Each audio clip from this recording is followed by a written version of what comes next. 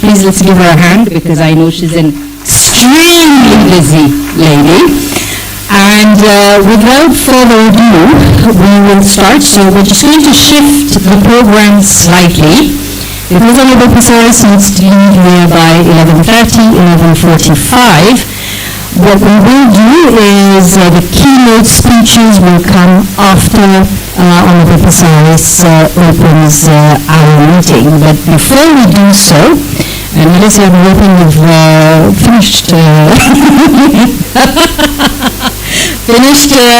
I'm chewing on that tasty morsel of your breakfast because I would like to invite Melissa Shivaji yet again for another really phenomenal consistency that KWASNET has had. I remember we started the Civil Society Sector Performance Report in 2015. So it's been a decade without missing a beat that this report has been coming out. Please let's give KWASNET a hand. And this is really one of the flagship products of KWASNET and also one of the raison d'etre of KWASNET. I'll also say that I think on the continent now it is only KWASNET and WASNET that are actually doing this reporting.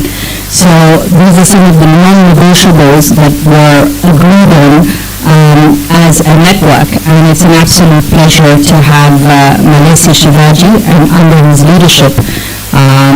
Tell us a bit about what were the highlights. I hear, Melissa, that funding is reduced significantly, whether that is related to what is happening at the global level or that is just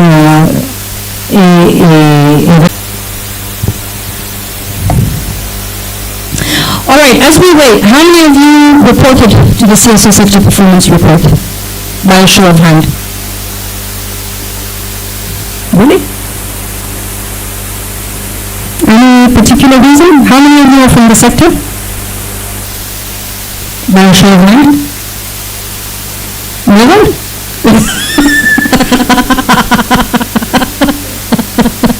It depends. Okay, quick one. How many are INGOs in here? INGO. How many of the INGOs reported to the CSO Sector Performance Report? All righty then. Nancy, over to you. Thank you very much.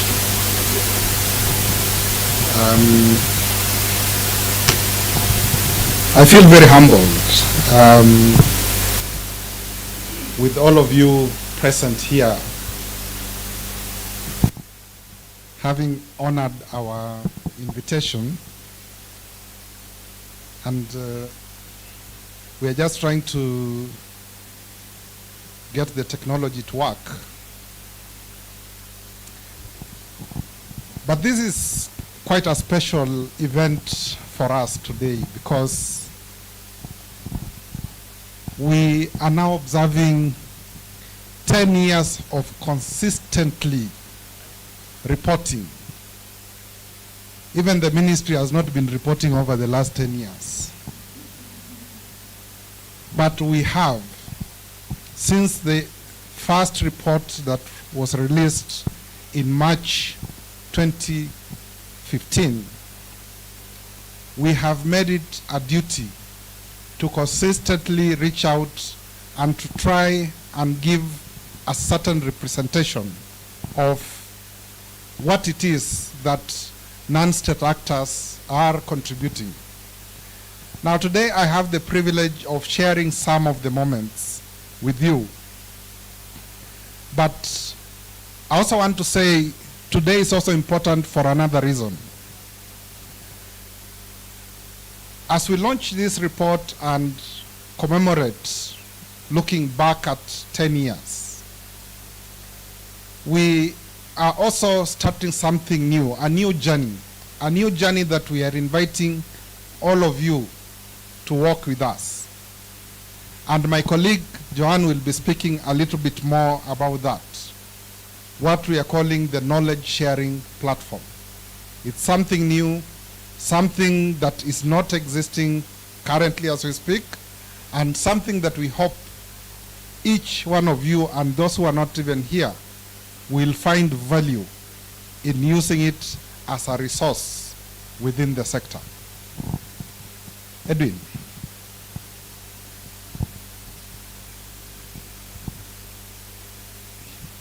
Okay, I will start nonetheless as this download tries. Or does anybody have a flash disk?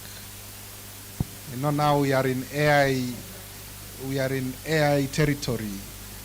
Flash disk has become redundant daktari.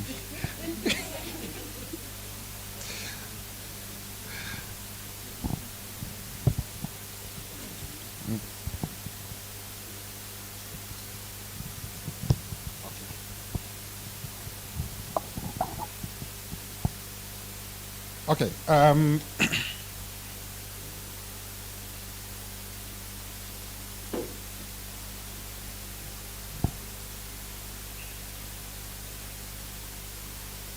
So my presentation will just be in two bits. One, to actually reflect on the report for the current year and see what is the performance based on what we were able to receive, and a few comments around that. But more importantly, because we are celebrating 10 years, to also just reflect a little bit on the journey and to say that it's been worth being there. So every year we undertake a process where we attempt to collect as much information about what civil society organizations and other non-state formations are undertaking within the sector, so that on one part we can know what we are doing and be accountable for what it is that we are doing, but also to give a reflection of performance against defined standards, but also as part of a global performance within the country. Global meaning collectively with other stakeholders, particularly with the ministry. So what we do is we undertake a collection of data, and it basically reflects upon self-reporting largely from a number of actors, as well as some literature review. So there is a social a CSO survey, but there's also a social enterprise survey. Now, I'll just go directly, because Mheshimiwa has to run, on the results. And Muhesh, I will hold you hostage until I finish. In the year under review, we had 183 civil society organizations reporting, which represented quite a bit of a rise compared to the previous year. But the interesting bit is that now social enterprises are reporting more than civil society, because we had 205 social enterprises. And I don't think at any time that I am convinced that social enterprises are more than civil society. So we'll revisit this. And once we received the data from these respondents, verification was done across all the regions with some validation of at least 9% of all of them.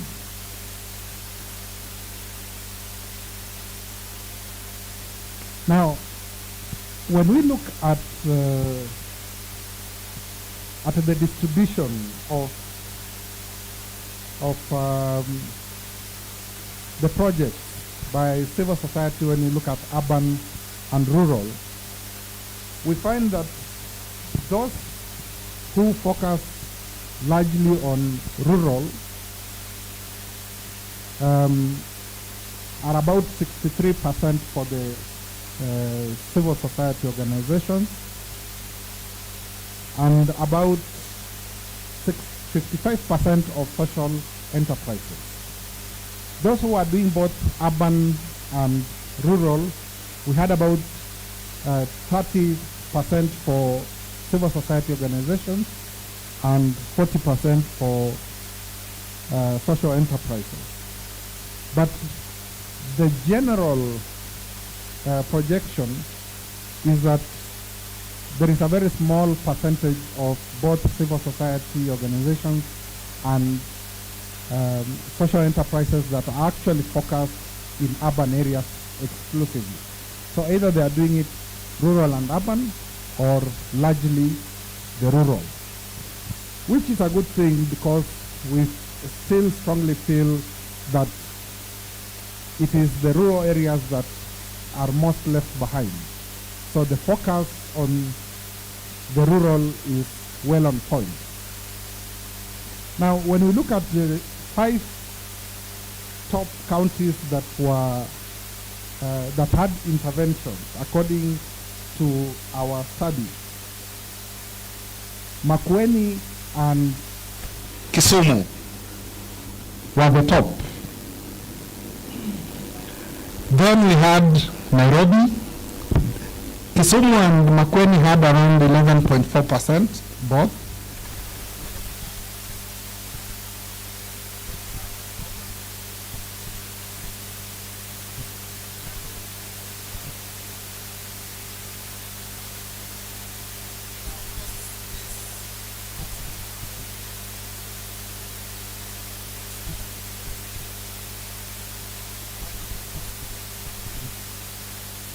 Us who are reporting, and then back-to-back years reporting has also been a challenge, and I will also talk about the nature of that reporting. Now, we also did a survey to ask, why do you choose the location?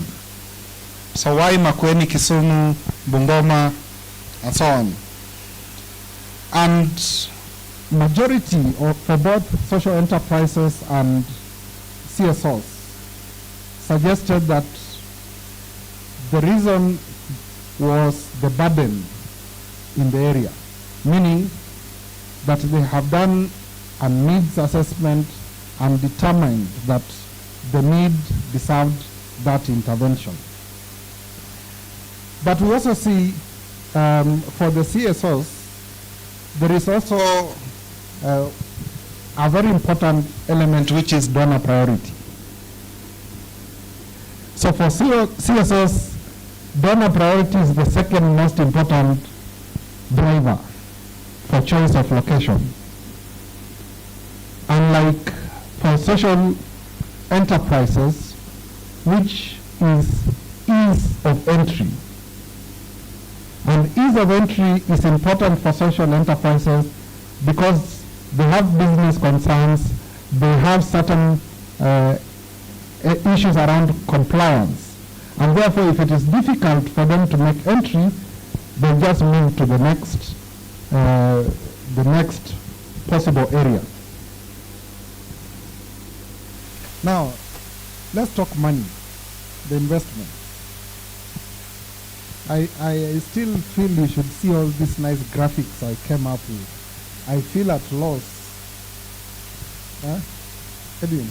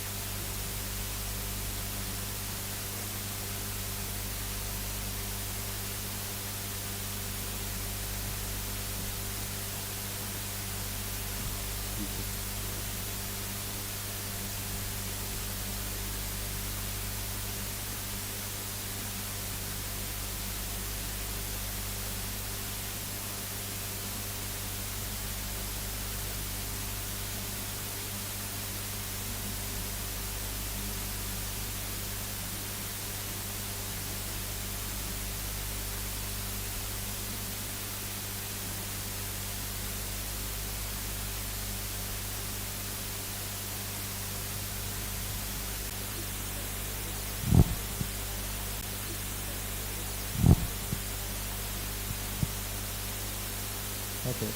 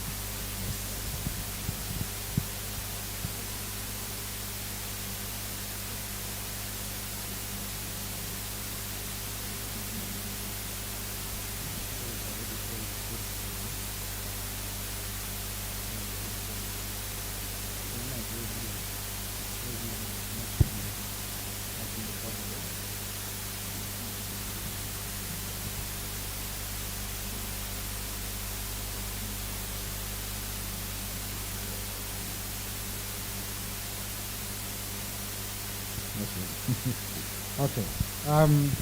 We'll survive.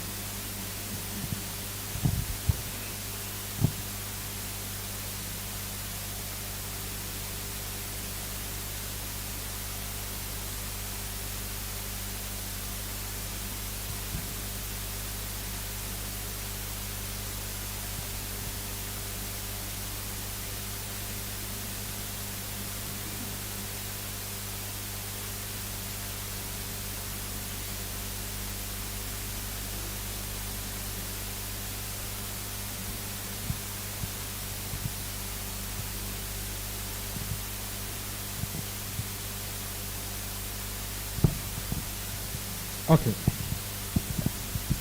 I'll try to move.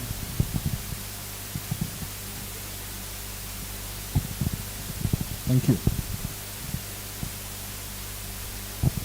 Okay, so this basically is the distribution of those who participated. The 183 civil society organizations in the 2005, and then the CSOs are distributed in this manner: the NGOs, the CBOs, the faith-based organizations, foundations, trusts, societies, INGOs, those who are not sure what their status is, and self-help.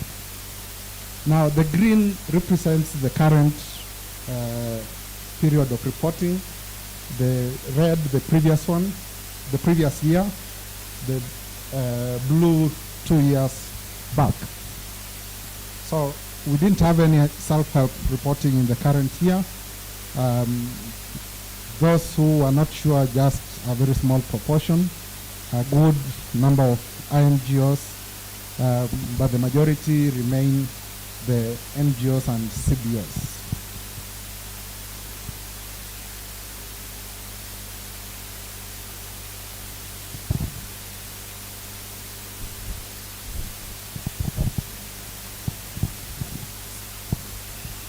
Okay, so this was the one I was talking about, the rural projects. As you can see, for the CSOs in red, rural exclusively, both rural and urban, and then a very small proportion that is exclusively urban. So for both social enterprises and CSOs, since the focus is not really urban, at least for those who did the reporting. The distribution, the top 5 according to the location, down there Makueni, Kisumu leading, Nairobi, third most popular, and then Kajiado and Bungoma amongst the top 5. So this was the one I was saying, what is the motivation? What is the driver to choosing? So the blues here is for the social enterprises. The burden is the most important issue, but then ease of entry is really important for social. Very small proportion for being driven by donor priority. But for civil society, as much as burden is the most important, next is donor priority, and other reasons follow. And of course, this then comes to later when we are talking about why do we make the choices we make. Now, looking at the numbers, they have indeed been declining. 2 years ago, we reported 8.6 billion contribution by civil society organizations. It became a little bit smaller at 7.2, but this reporting period, we are only able to report 3.6 billion. Now, there are a couple of reasons for that. One is that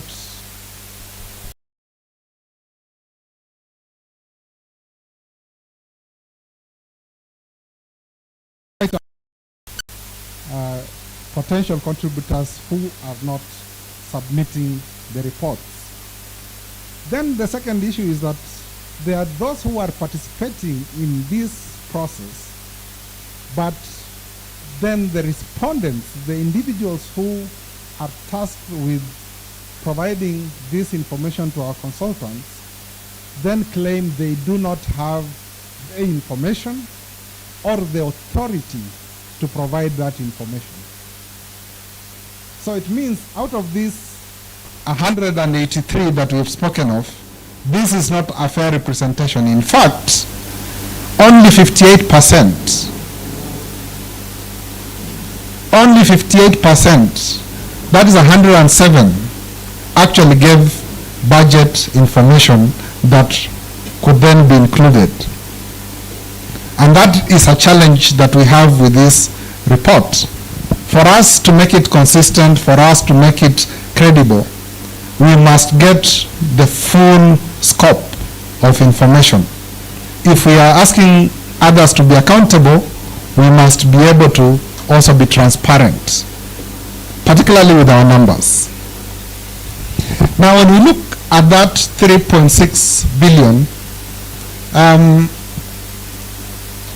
this year, just like many other years, water supply is at the top. So civil society organizations focus more in terms of making sure people are accessing water compared to any other. Sanitation and hygiene has traditionally been the second, but this year civil society organizations decided lobbying and advocacy was the key, and therefore it shot up to second in contribution compared to the previous year. The previous year in red you had water supply again, then you had sanitation. 2 years back in blue you had water supply and you had sanitation, in that order. But still, we still struggle in climate change and water resource management. The investment is still very low comparative to any other business that we. Now,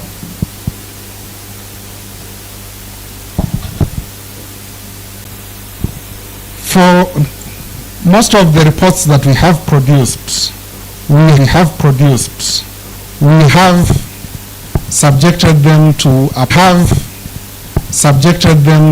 process of integrity, quality, and compliance, where basically the parameters through which we measure performance for civil society organizations are based on those 7 areas of performance. How and whether there is engagement with the community, whether there is context analysis, needs assessment. Then we also look at government relations and engagement. We look at issues of quality and compliance. We look at the project cycle, particularly around planning, project implementation, then monitoring and operations. And then, of course, reporting and sharing. Reporting, sharing, and learning. So when we look at these 183 projects implemented, so from the 183 organizations, we also sampled 183 projects to determine the level of integrity, quality, and compliance. And as we've said, the issues of water supply remained the strongest, and we sampled based on that distribution. 53 of those in supply, capacity building 36, hygiene 31, sanitation 28, and in that order. Now these are our results.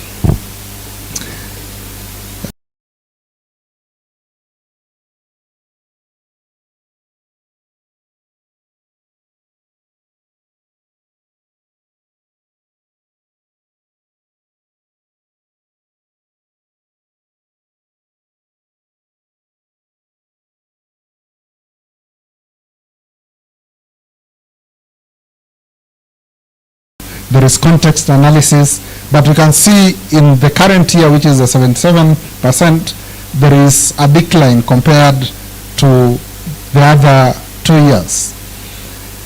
The analysis of stakeholders to include, so in terms of how we target, again, fairly good, but again, could be better when you look at the extreme. And for IQC, basically what we do is we ask the question and then follow up to show where is the evidence. Where is the evidence that you are actually doing that? And that is why you see anything in green means yes, and there is documentation to demonstrate that. In red, they are saying yes, but there is no document, so it cannot be validated. And then identifying suitability of projects, again, a small decline to 73%, where it's verifiable with the documents.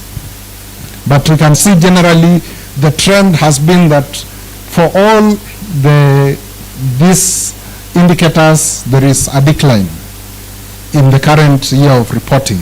So room for improvement in all those cases.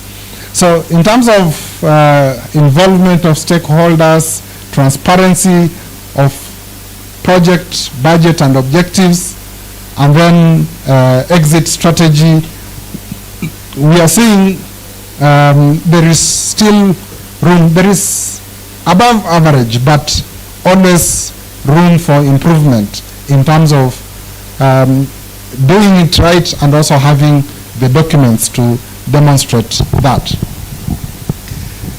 Now, we also looked at the issue of sustainability. How do we make sure that the projects we deliver provide lasting change? And for CSOs, there was a lot of reliance on community engagement, and for the purpose generally of making sure that the communities own the initiatives after they depart. But of course, also to say that maybe this has also brought a problem in some of the areas we have visited. Because as CSOs hand over to communities, it creates a new conflict between communities and the county. Because the county is the duty bearer with regards to service provision.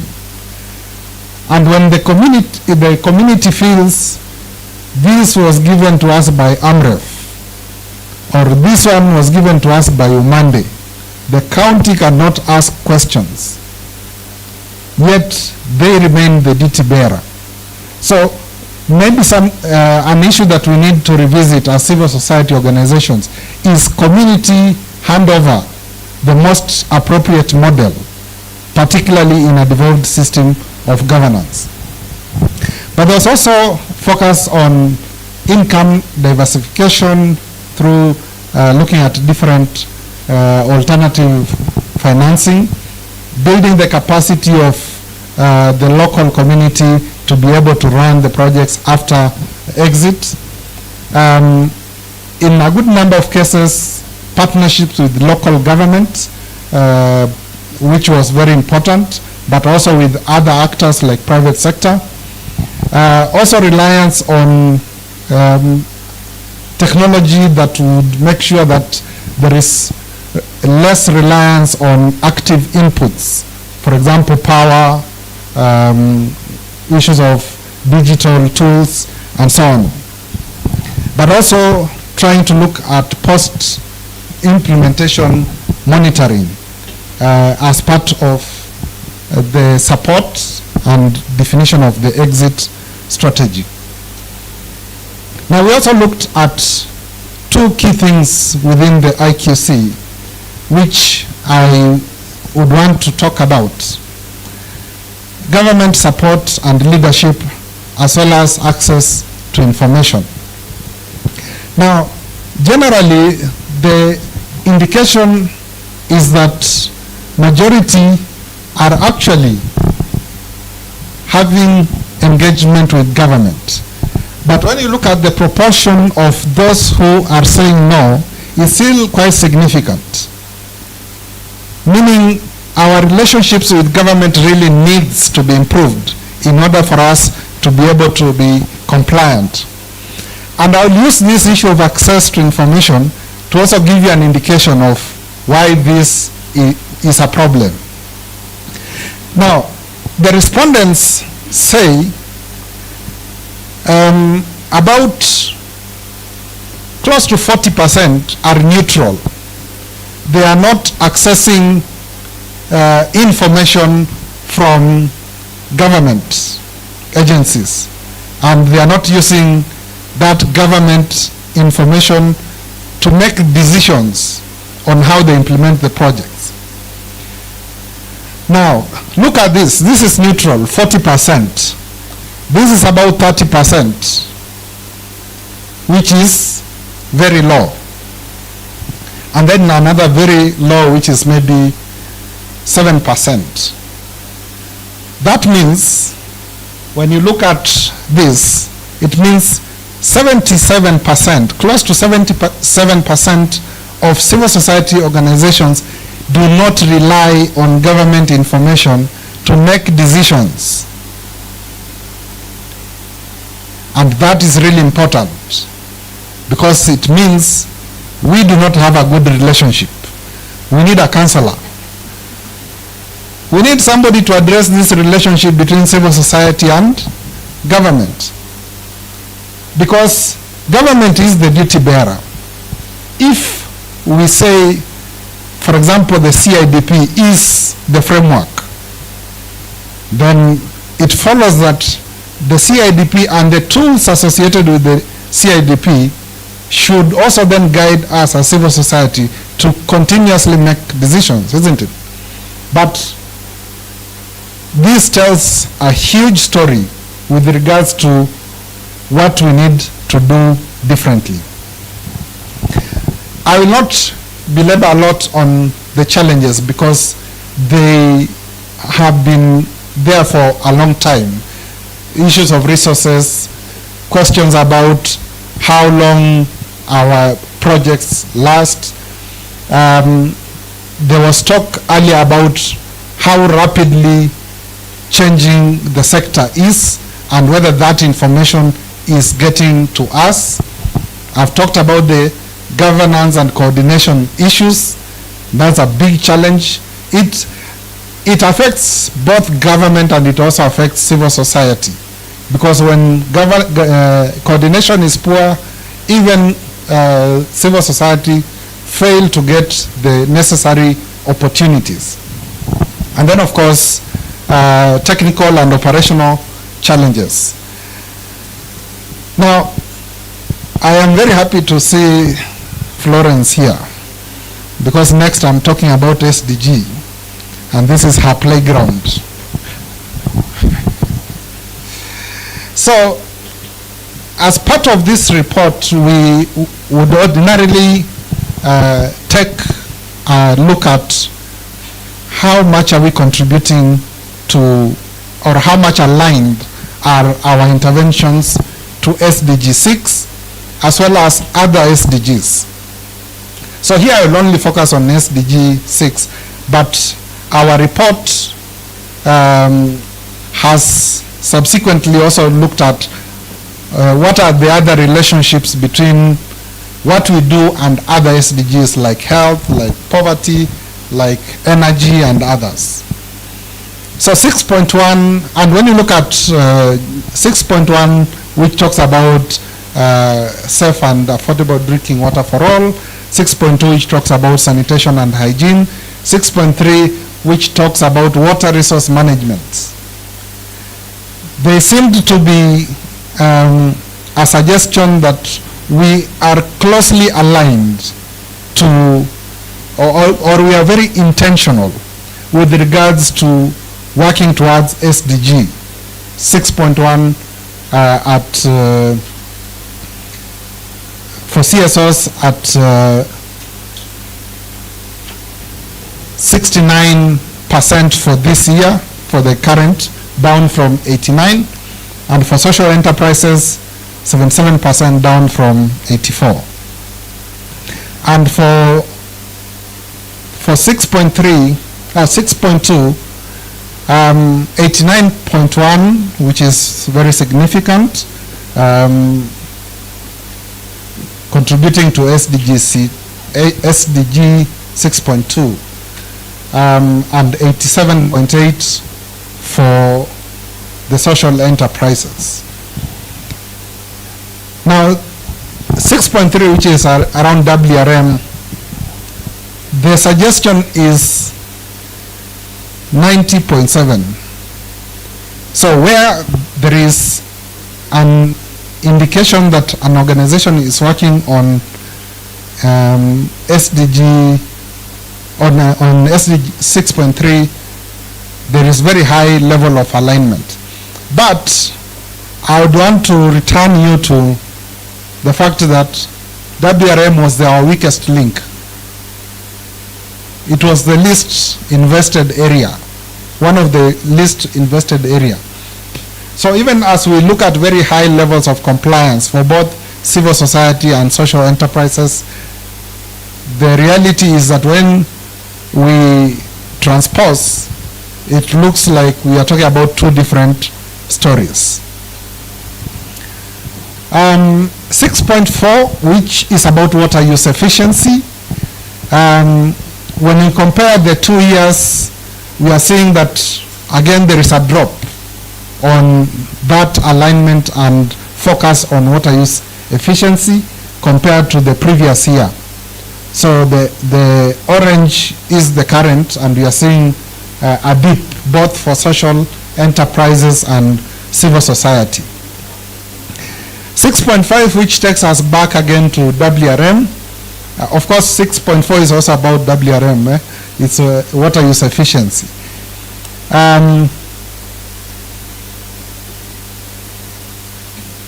6.5 is about IWRM, Integrated Water Resource Management, and around 57%, which is an increase from 34.9% the previous reporting period. While for social enterprises, there is also a rise to 62.9%. Ecosystems protection. We see a lot of people doing tree planting and so on, and this is one of the areas where the performance increased. The CSOs up to 87%, slight increase. For social enterprises, just a slight dip from 74 to 72. And then the issues of participation, that is 6B. Also an increase in both cases of social enterprises and civil society, but a very slight increase when we compare to last year. Now, for the first time, the Voice presents a gender perspective, because we felt one of the things that really miss is an outlook of what are the gender issues and how do we deal with them, considering that the water sector and the sanitation sector have very important gender perspectives. So we looked at it from, there is no comparative data because this is the first time we are looking at it. So are we conscious about it? Are we disaggregating data by gender? And those that said they do, for civil society, was about 80%, which was quite good. Social enterprises need to do better because it's at 45%. Those who say no and those who say yes for social enterprises are just about balance. So I think it's a weak area for social enterprises compared to civil society. Then actually taking action to address the needs of women and girls marginalized, particularly looking at the issue of menstrual hygiene management. And for civil society, again, doing very well. For social enterprises, not too bad, but could be better. But of course, we also take this with caution, because a social enterprise can also be an entity driven with very specific outputs in mind. So if this is not their business, if you're asking them a question about MHM, it could be that it's not their core business, and therefore they are scoring low on that basis. So it's, because we are doing this for the first time, it's something that we could sharpen going forward. Then also looking at whether there were certain responsive policies and supporting at the different levels. So again, the performance of civil society trying to be quite good, and also in the safety. Now, I will now very quickly, in concluding, give you just a few minutes of our journey of 10 years. And it's basically been a consistency of reporting and learning along the way. All the way from March 2015, the reports in white, to now we are here, which is the latest of our reports.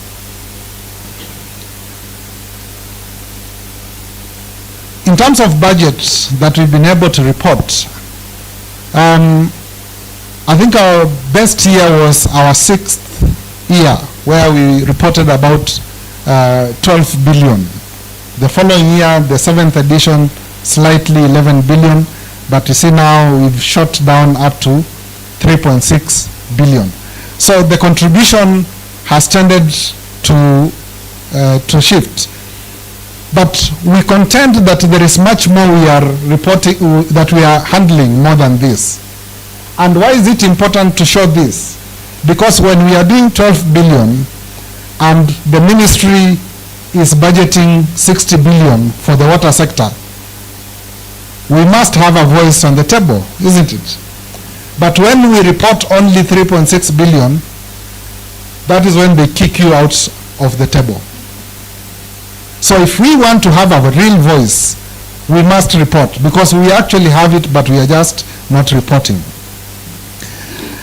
Now, it's been quite a journey, and you can also see, in terms of the number of civil society organizations that are reporting, it has kept on, shifting. But generally, if we were to draw that line, we've been in a trajectory of increase. The same with social enterprises, which only began with 8, 15, 49, shut down, didn't report this year after COVID, but then went to 149 and now 205, meaning now they are the biggest contributor. Now, our journey has been quite eventful, and I will not go through this, but we have been a contributor to the annual water sector report starting from our 2014-15 report. We then introduced IQC in the same period. We first started reporting on the SDG with our third report. That is the fourth report, the 2016-17 report. We've had the privilege of our report being quoted by the UN Special Rapporteur on the right to water and sanitation, with our 2017-18 report, showing the importance and recognition that this report has. This report is also contributing to TRACFIN, has been doing that since the 2017-18 report. COVID happened and it caused a lot of challenges, but we also had an opportunity to report on the impact of COVID to the CSOs and how they are contributing. Now we've introduced the gender perspective. This year we are also we're contributing to the joint sector report, and we are very happy to be celebrating the 10th anniversary of this reporting. And looking back, we are saying there is much more we can do, but we can only do it with your support. I will stop there. Thank you very much. We now have accountability for water project, as well as the attribute to the national reporting of the annual water sector report, the GLASS report, the JMP report, and the WASH account report, all of which we are contributing to by this report. So I thank all these partners for their support and look forward to continued partnership. So ladies and gentlemen, allow me now to welcome one person who has really walked the journey with us, and she has no reason to walk with us. I don't think she has any specific reason. I think it's a matter of choice. And she is called at short notice and she accepts every time. She's our partner. She is our mentor. She speaks to us about things we can do better. But key amongst that is that she's our supporter. And Mheshimiwa Pasaris, I really want to welcome you as I invite you. I thank you for all the support and for being such a great leader and partner for us. Karibu sana. Alexa said he's going to keep me here, and indeed he has. So I've chosen him instead of the speaker who's called for Kankunji. Let me stand on the protocols that have already been established, because we've been here from 7 in the morning. And I want to say, first of all, I'm very, very proud of KWASNET, and the board should really commend themselves. They have gone down to 3 billion from where it was, which could get your attention. But remember, in these hard economic times, 3 billion takes you to up there. 3 billion takes you to up there. Because really, I mean, today, every government, even a shilling, will count. So I don't think we have to look at we know it's the reporting that's not giving you the value that you seek. But even that 3 billion is worthy of celebration, because at the end of the day, you're contributing to enabling the government do better when it comes to water and sanitation, and you've got the data. Now we've got I've not met the PS and the CSO of water yet, but I think we did try to have a meeting and we somehow couldn't manage. I hear there's I've been looking at the social media and they're saying there are going to be some reshuffling and changes again. So I don't know whether we want to wait until January so that we see if anything's going to happen, so that we go and see the right CS and the right peers. But I just want to commend everyone that's here.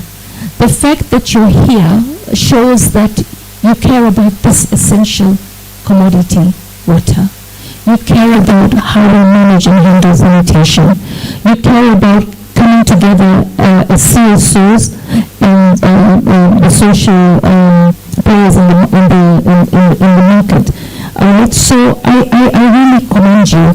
Now, the reason why I always want to work with you, as parliamentarians, we are torn between so many issues. Right now we're in the 16 days of activism, so anything to do with gender-based violence is important. And I think we've seen that sexual gender-based violence exists in the water sector in terms of sextortion. So for me, while you're here talking, looking at your report, you should also be aware that if we don't get it right, then there's a form of abuse that happens to women who use this commodity in the distribution of water, and it's something that we need to look into and make sure that we curb it. We wanted to bring in a sextortion bill. We had a difference. I appeared before Jalak, and my lawyer is here. I can give you a brief later when I've left. What happened in the end, I think we got an unfavorable report or support from Kenya Law Reforms and the Attorney General's office, but all hope is not lost. We are trying to bring in the individual statutes, amendments, and then eventually have it as a law and actually look into the penal code. So we're still on that journey. It takes a long time to get legislation to back you up. But for me, everybody that's in this room, all right, continue the good work that you're doing. Those who have failed to report, sometimes it could be a question of, I've realized that sometimes we have a tendency to want to protect our data or to want to protect our funders or to want to work in isolation. But this is an area that you come together, you're stronger. Right? And when you are stronger with a voice, then you get government's attention. Because no matter what we do collectively, without government working with you, right? It's like you're going to just be doing your thing, they're doing their thing, and we're not achieving something. So for me, there's nothing I would like that when we meet the minister, the CS, and when we meet the PS, is that we present the representatives of both sectors, including the Kewasnat, and all the reports that you've done, take them through the history and take them through the reporting. And I think you capture it in every report year on year, which is fantastic, so that we can get on the same playing field. And I love that you have the SDGs, Florence here, who really works hard with the consortium of SDGs, Civil Society for SDGs. But the fact is, we also have to look at Vision 2030 of Kenya. We also have to look at Agenda 2063. All right, I sit in the Pan-African Parliament as Kenya's representative, and I think as we near the end of most of these visions that we've planned for the country as well as the SDGs, Agenda 2063 has to capture that. And there's nothing I would like them to see, all of you when you come together as a continent, right, to actually look at where do we plug into Agenda 2063, because we can't talk in isolation. And Pan-African Parliament always welcomes people to come and give reports, but they want to look at it beyond one country. They want to look at it for the continent, or even one section or one region. Because right now, the Pan-African Parliament, the Committee of Rural Economy, Agriculture, Environment, and Natural Resources are in Nairobi, and they have a model law. They come up with model laws, right? They have a model law just to address soil management, they have a model law for trade, they have model laws for almost everything. There would be nothing better than to have a model law on how we manage our resources, how we deal with sanitation, because when we have that model law, then it's the entire continent that can look into it. So there's so many scopes for us to improve, and for me, I just want to say the reason I come here, because I know and I value the work that you do. Water is life, and we have to be able to have that water preserved. Now, I know that the President has been really working tirelessly to make sure that Nairobi ends up getting the water that it deserves. But then we've also got to break the cartels. We've got to break this idea that water has to come in a tank to everybody's house. We've got to look into our piping systems. South Africa had their challenges. I mean, they're back to having their challenges now on water. But there was a time that South Africa was proudly saying, this water you can drink it. And now they don't have, they have water challenges. You're getting tanks going all over the place. So Africa has its challenges, all right, and they almost are replicating each other across the continent. But for me, data informs everything. The mere fact that you make the effort to look for the partners to capture that data, even though you might be frustrated because you feel it should have been more, I think you owe yourselves a pat on the back. So I'm here as your member of parliament for Nairobi County to help where I can help, all right, so that we can achieve something together. So as you do your work, just remember the he's for she's. We need to keep our women safe. We need to have that conversation. We need to end teenage pregnancies. We need to end defilement. We need to make sure that women are safe, they're loved and not killed. So up to the 10th of December, we're saying that, those 16 days are for sexual gender-based violence, activism against it, but 365 days of the year, we have to protect our women and our girls, and our boys and our men. So right now, I just want you to say that it's work that we have to do collectively. Everything requires collective effort. As Barack Obama said in his campaign, together we can. Thank you. God bless.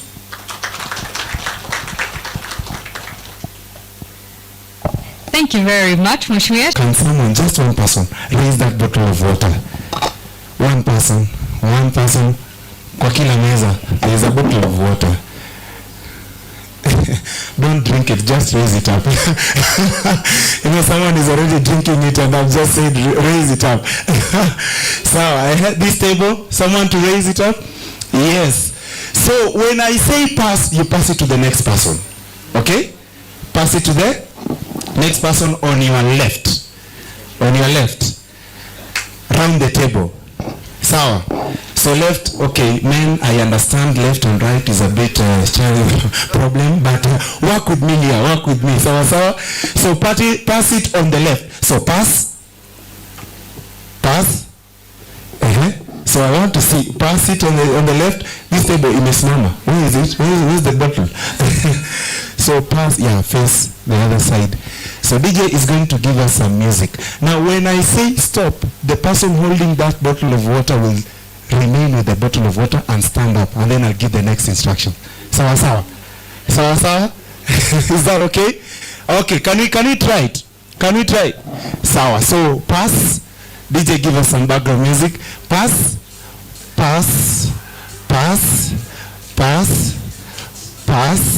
Yes, so there is someone not facing the table. Pass.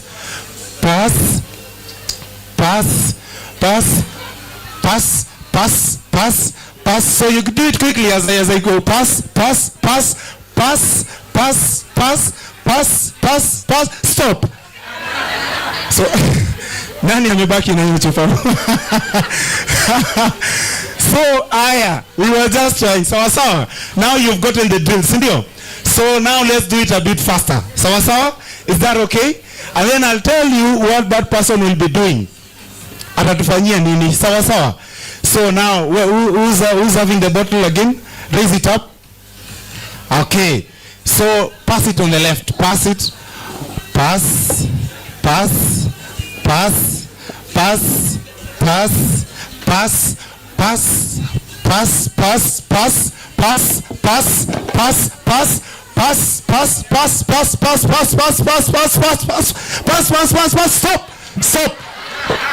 Stop.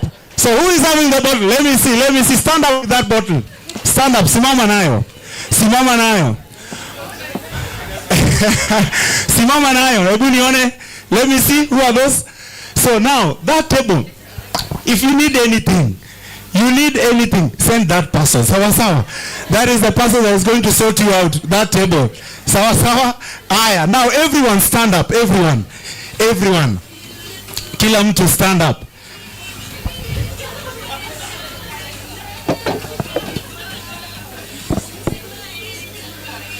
So, now I want you to have a partner. Make sure you have a partner. You are the two of you. I know we are limited in terms of space, but I believe we can do something. So with the space that we have. So are you in a pair of two?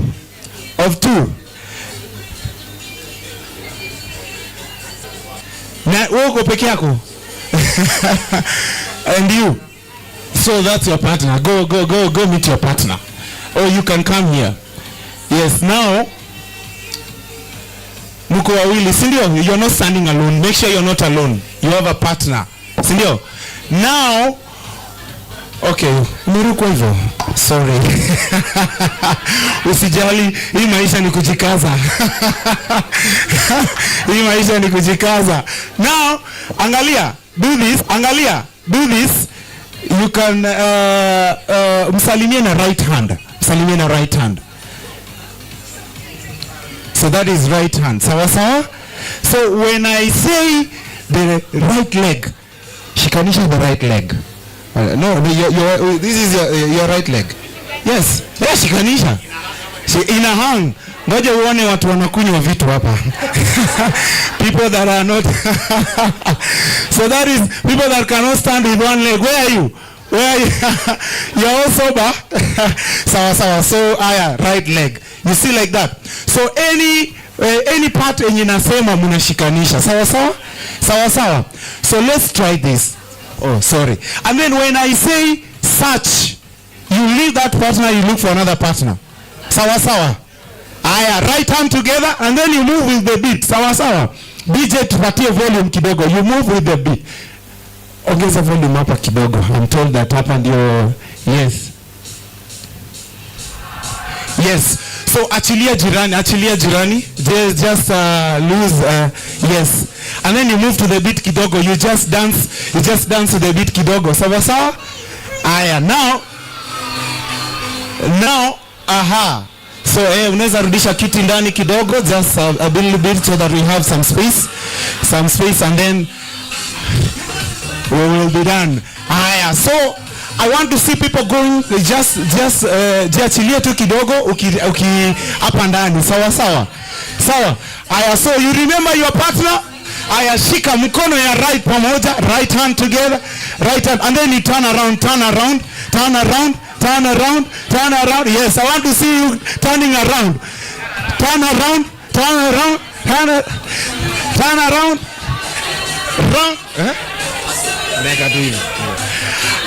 Now right elbows together, right elbow, yes, and then turn again, turn, right elbow. Goja ona watu hapa. Right elbow.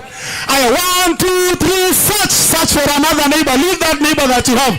Look for another neighbor. Yes, another neighbor. And then, yes, the right elbows, search. Right elbows, turn. DJ, give me some volume kindly. Malik, where's your neighbor? Yeah. Yes. 1, 2, 3, search. Look for another neighbor. Now, yes, the right leg. Now you remember right leg? Yes. Right leg. Come here. Oh, yeah, okay, yeah. Do that. Yes, now right leg together. Right leg. Everybody now turn. 1, 2, 3, search. Look for another neighbor.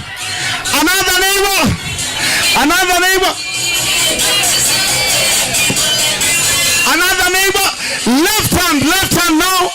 The left hand. Yes. Yeah.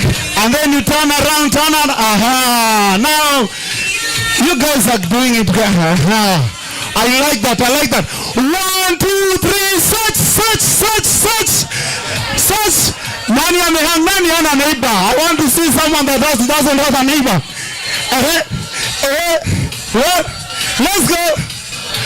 Let's go. 1, 2, 3,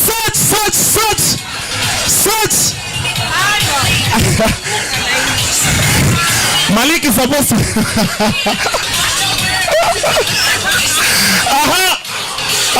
Okay. 1, 2, 3, search. Nani yako peke yake? Nani huyo? And then turn around.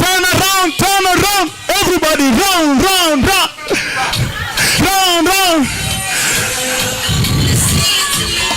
Everybody put your hands up together like this. Hands up, and then down, up, down, up. Okay, kuna watu wanasikia up nikisema down. Everybody, asante sana. Thank you, DJ. Come on, you can appreciate yourself for a job well done. Yes, thank you. Asante, DJ. Over to you. Back to you, Mami. You missed all the fun. Okay, because you had such a good time, we're going to punish you now with keynote speeches. Okay, do we feel like blood is circulating now? Ready for the next leg? Okay, so ideally, we should have had a question and answer session after the presentation, but we will keep that for later on and really have the perspectives from the various partners that had been mentioned here by Malesi and the supporters of this process. I do think also from a civil society perspective, we should be slightly worried that social enterprises seem to have gained this much momentum in the sector. I am involved with a number of social enterprises, and honestly the amount of funding that is going in that direction is quite significant. Now, is it in terms of using the civil society report to recalibrate, rejig, reinvent ourselves as civil society? What does it mean to be a civil society organization?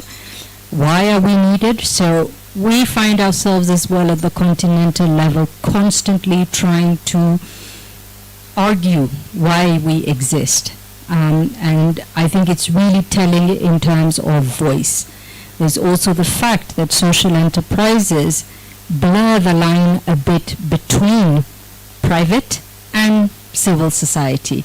Impact, because a lot of them have to be impact driven while trying to sort out their bottom line as well while we're at it. So this is really food for thought in terms of moving forward, how we strategize what is needed.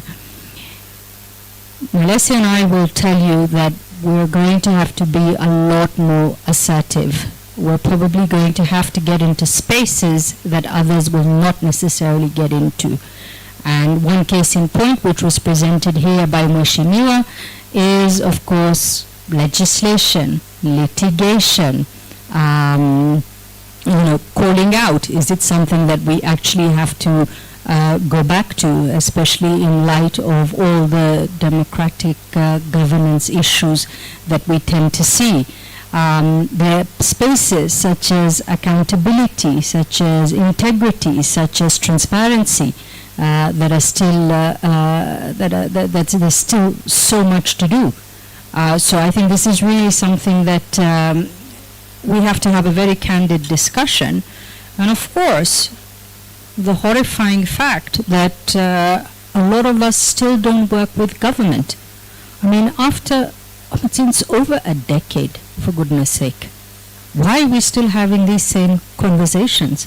Where are we getting the level of confidence to completely ignore government, and then we wonder why, we're falling behind on a number of things. So, food for thought, something that to draw from. And without further ado, it is my absolute absolute pleasure to introduce my board member, my favorite board member. Malesi, don't be jealous.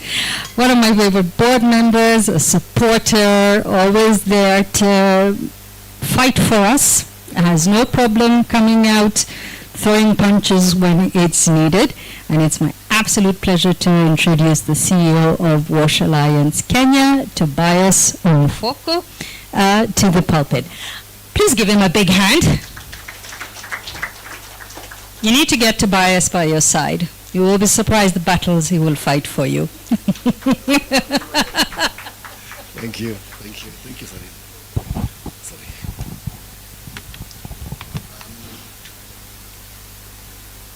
Let me just show one slide, first slide.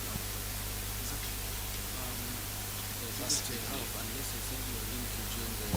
then I won't do that. So, thank you very much. In the interest of time, I have slides here which will be even later, but just discuss.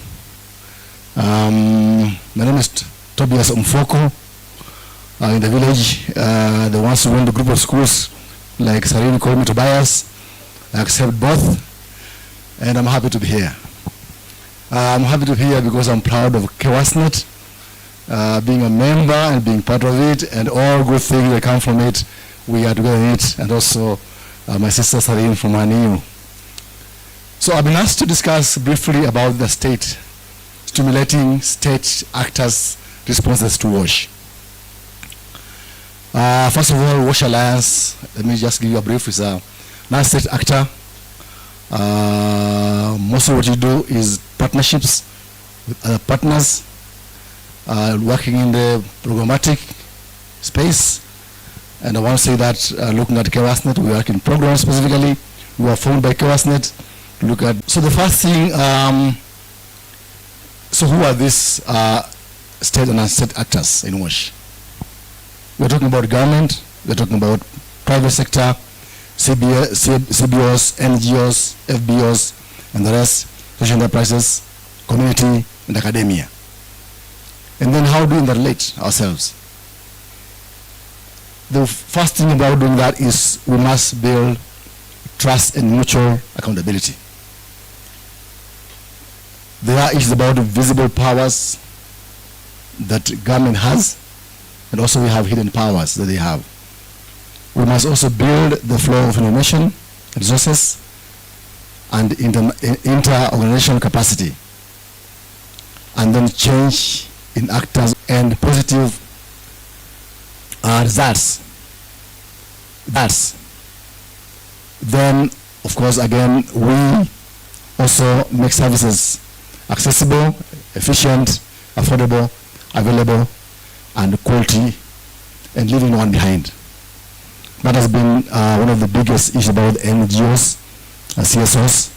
We have always gone to places where we feel that we should not leave anyone behind. Also, the benefits we are getting will be increased collaboration and shared learning among the actors, both government and other non-state actors. Then talked about equity and inclusion, resources and services. Then also we're talking about standards. How do you harmonize standards? And we can leave behind also data, evidence, and research. If we do this together, then we are able to stimulate. We see the benefits of stimulating responses to WASH.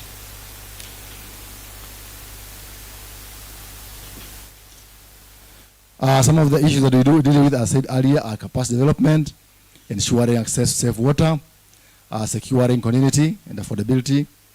We're looking at coordination, collaboration, and networking. And as it was said earlier, unless there is a very good collaboration and networking, even among ourselves as actors, as state actors, then you have challenges in terms of how do we deliver on supporting government in its agenda.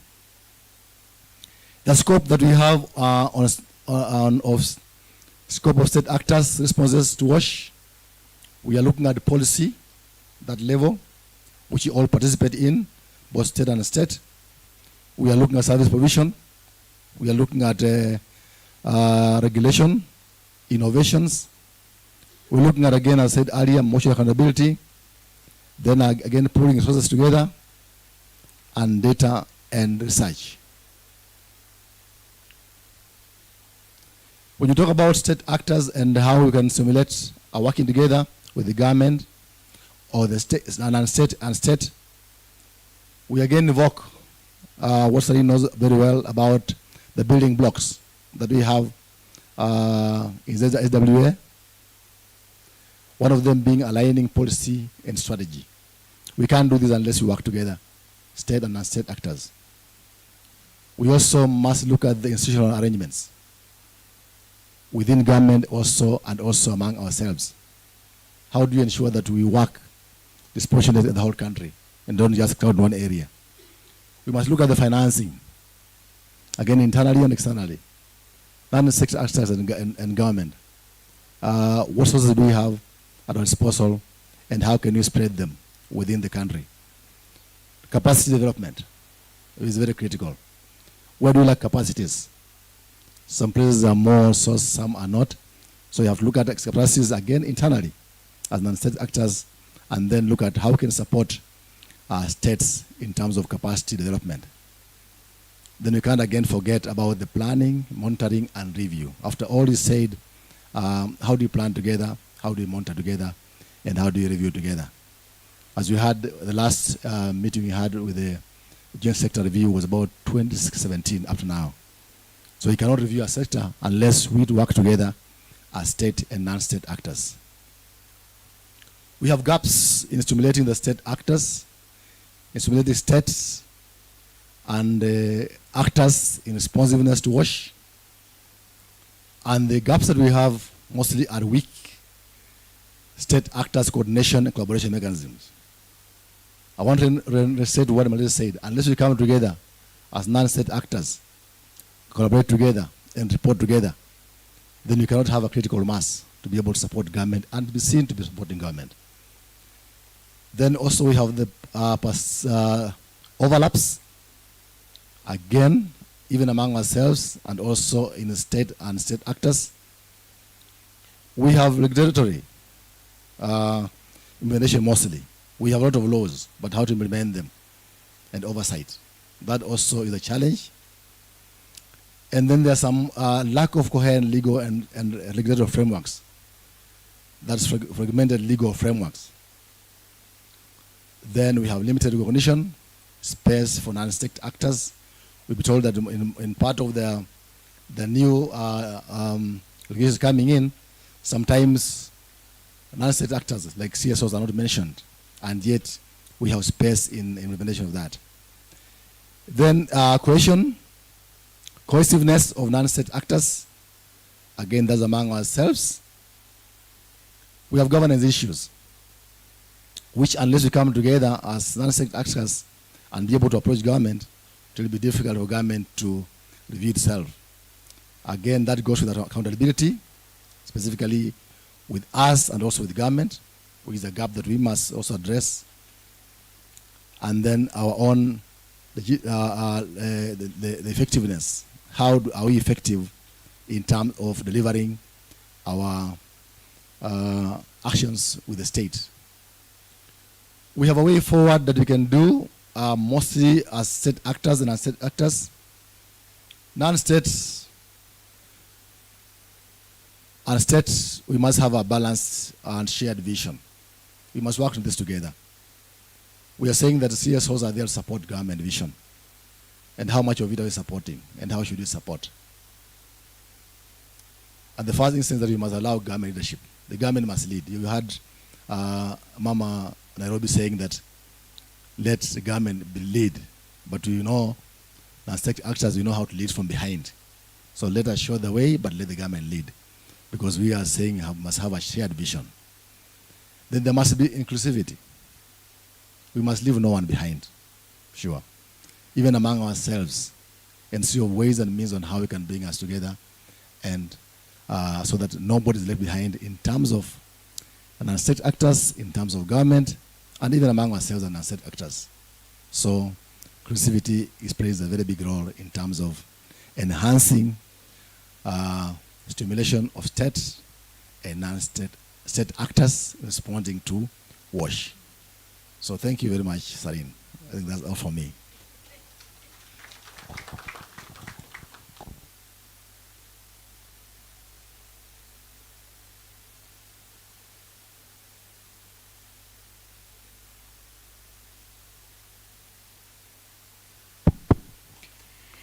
Thank you very much, Tobias, for that, and also, yes, reminding us a bit in terms of the value of partnerships. As you are aware, that is where the sector is moving towards. Basically, if you find yourself still being a lone ranger, you need to question your existence in the sector. Not to be harsh. Okay, I'm just waiting for the program to open. I am sorry. Next, we have... Who is next? Pascar. So Pascar has been a rising fan of KeWasNet and vice versa.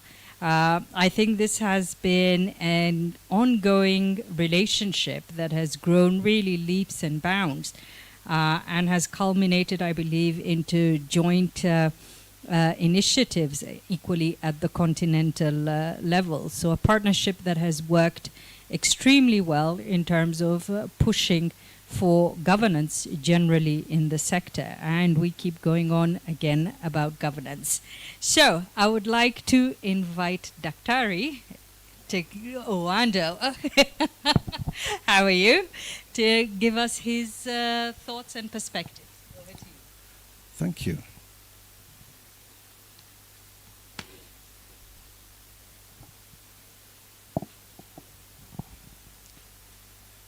Good afternoon, everyone. Good afternoon. My name is Sam Owando, Director of Research and Policy at PASGA. And I want to share with you a few remarks from PASGA, which initially were meant to be given by our Executive Director. So I'll share this statement with you, Malesi, and the team, so that at least you may want to have it. So we express our gratitude for inviting us to this launch of the 10th edition of The Voice. Recognizing the importance of evidence in informing policy interventions in Africa,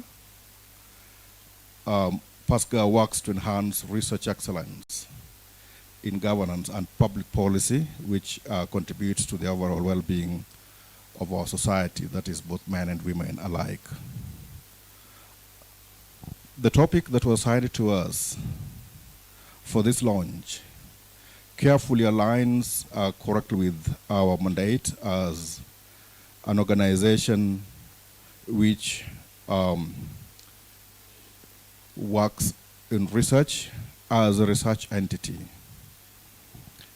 PASGA was established in the year 2011 as a non-profit organization.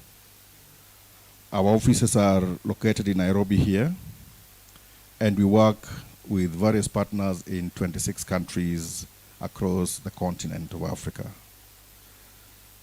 It's therefore my pleasure also to share that PASGA is actively involved in watch interventions through Accountability for Water program, which has significant potential to shape the future of water governance and accountability in Africa. Led by PASGA, the Accountability for Water Consortium consists of 4 partners. The first one, of course, is KeWasNet. And then the other partners are Water Witness International, based in UK. We also have Shahidi Wamaji, based in Tanzania. And we have Water Witness based in Ethiopia. Within the consortium, PASGA is implementing the Research Action Program in Kenya, Tanzania, and Ethiopia, with other outreach efforts in Zambia, Zimbabwe, Liberia, and Malawi. Our approach is based on a model that we call Utafiti Sera, loosely translating as research policy or policy research. So basically, it is policy research. This model was developed by PASGA, and it presents a strategic framework designed to foster collective policy uptake through evidence-informed decision-making. This model emphasizes collaboration like what we have here today during this launch among stakeholders to address public issues with research-based solutions. So what is this utafiti sera, if I may want to delve a little in deeper?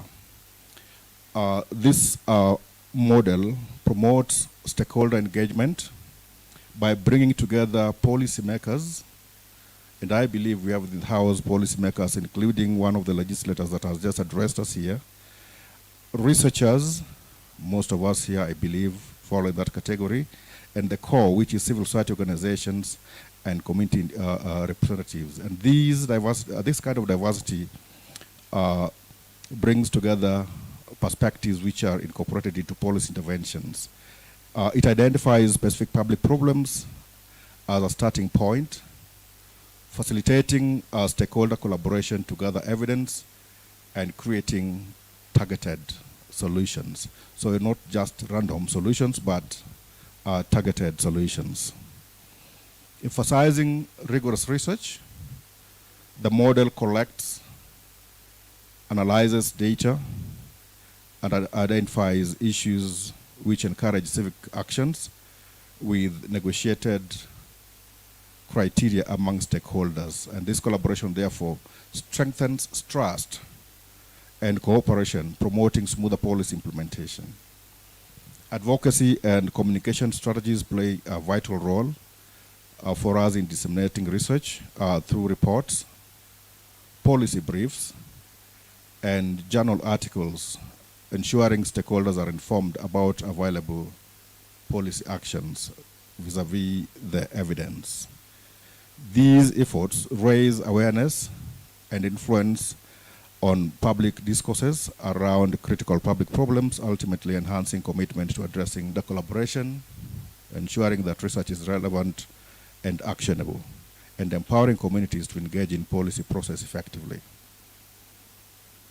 This rigor enhances the likelihood of meaningful policy uptake and the successful implementation of WASH interventions in regions in which we are undertaking interventions. So what is PASGA's contribution to the WASH outcomes, especially through the Accountability for Water project?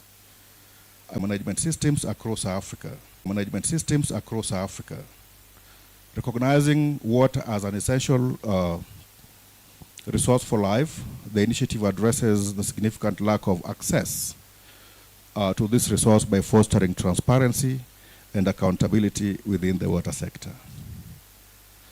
Utilizing action research, as I mentioned in the utafiti sera up there, outreach and policy uptake, the program seeks to improve service delivery and support the achievement of Sustainable Development Goal number 6, which is sustainable water and sanitation for all.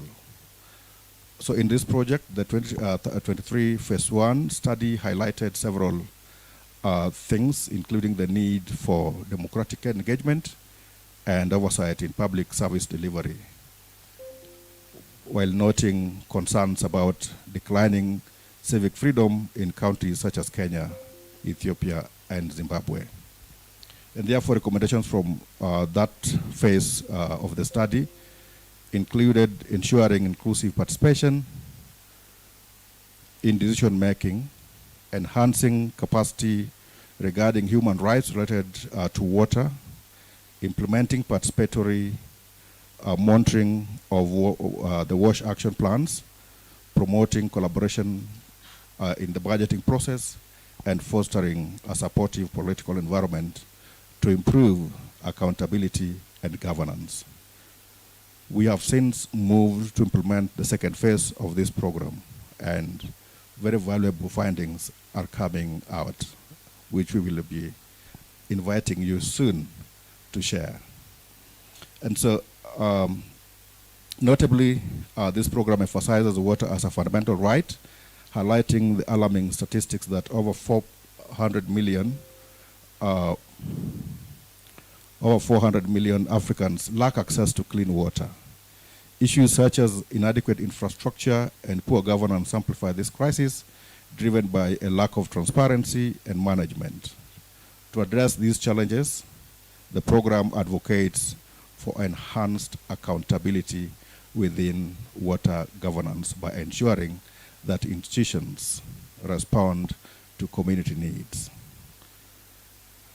By promoting community engagement through co-creation and equipping individuals with the necessary knowledge and skills, the program encourages ownership and sustainable management of water resources. And so the Utafiti Sera approach is employed in our program to create the collaborative environment, facilitating inclusive discussions among stakeholders. Ultimately, the program seeks a collective commitment to government, civil society, and local communities to tackle water governance issues, thereby contributing to poverty eradication, improved health, and sustainable development across Africa. So in conclusion, our program here addresses water governance in Africa, and our early findings indicate the necessity for an enabling environment that supports civic engagement in water management. And for this, we acknowledge that water is not just a resource, but a human right. I want to leave you by a phrase saying that coming together like we are today is just but a beginning. Staying together is progress, and working together is success. Are we in this position to sustain the journey? Thank you so much, and we are really appreciating this invite. Thank you for those wonderful words. So of course, for themselves, they have worked very hard in terms of investing in the capacities of local civil society organizations, and I can assure you this is not a given. So it's an absolute pleasure. And also 2009-2011, Water Integrity Network was one of the main supporters to ensuring that Kenya government recognized governance in the water sector with the integrity report. That's the genesis of this all. George, okay, I'm talking too much. Please, over to you, George. Thank you very much, Sarin.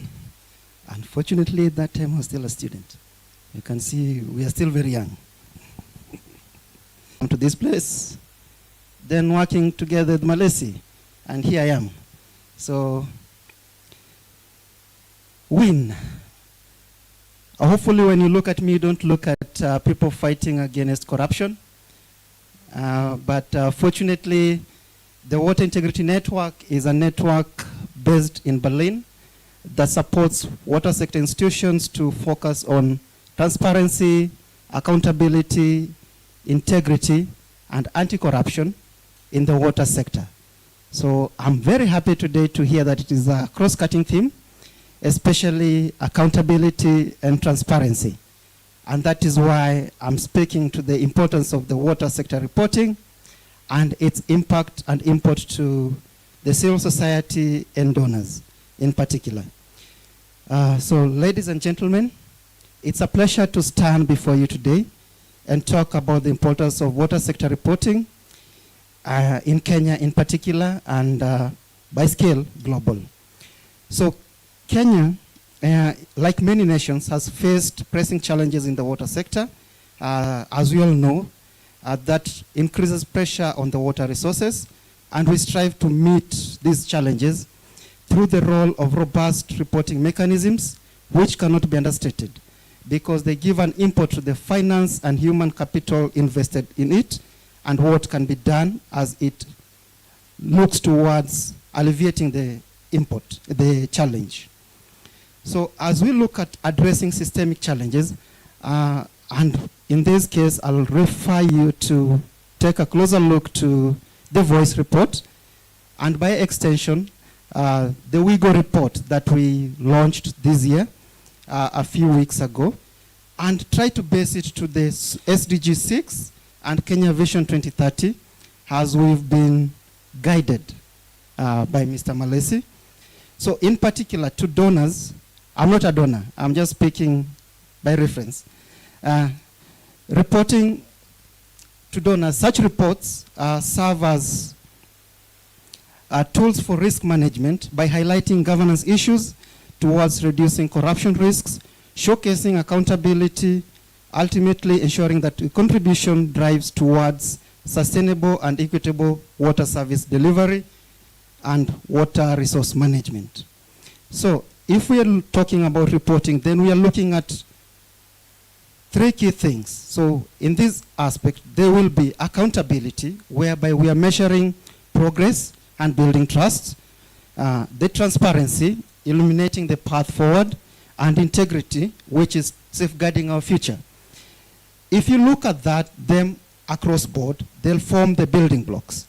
So for example, accountability forms the building block for good governance. Anybody speaking governance is basically accountability, whereby through that there'll be reliable sector reporting, and you can hold stakeholders to account, which most of us, as we've been highlighted, either refuse to identify themselves or also came forward, which is very good. At least we know where the money is and where the gap is. Secondly, when we talk about transparency, we are basically not talking about exposing problems. We are also talking about celebrating the success, and this allows us to share lessons learned. And when we get lessons learned, we can scale up our best practices and inspire collective action across the sector. Then when we talk about integrity, which is our key to our heart, we're talking about the moral compass that guides every decision in the water sector. The corruption through misappropriation of funds derails a lot of achievements, whether it's forward-looking or backward-looking. We are supposed to ensure that the resources are managed fairly and responsibly. Effective water sector reports involves checks and balances to deter corruption, audit reports, public expenditure reviews, and stakeholder feedbacks. These are tools that reinforce integrity. Moreover, they also instill a culture of ethical leadership within our institutions. Ladies and gentlemen, allow me to conclude with a call to action. So, my call to action in this sense will be to the policymakers to enable us to strengthen the legal frameworks to mandate regular and transparent reporting in the water sector. To the service providers is the investment in technology and capacity building to enhance data collection, analysis, and dissemination. To the citizens and civil society organizations, my question is, do we demand accountability regularly? Are we actively involved in participating in monitoring and advocacy efforts? And what is our impetus to it? To development partners, supporting initiatives that promote reporting standards and integrity in the sector should be one of the cornerstones of what we aspire to do. It should be embedded in the programs we support. The Kenyan water challenges are significant, but they're not insurmountable. Through collective action and robust reporting, we can chart a course towards a water-secure future for all. Ladies and gentlemen, allow me to welcome you to look critically at the sector and how we can enable sector reporting to become more robust and support KEWASNet towards delivery of more informed and better reports in the future. Thank you. Oh, not yet.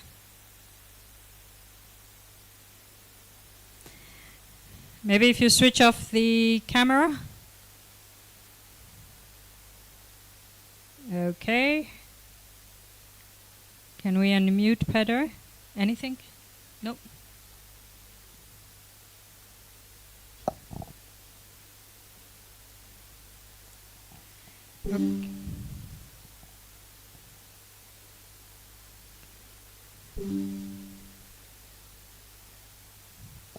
Okay. All right.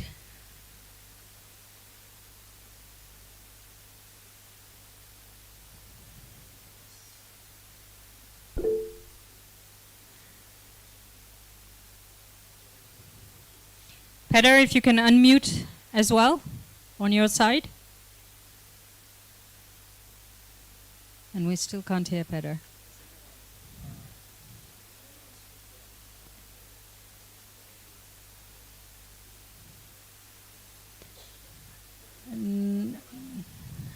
No?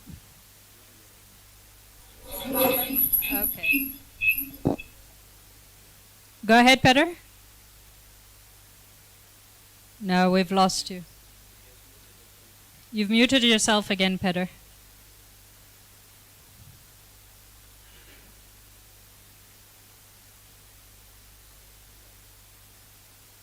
Nothing yet.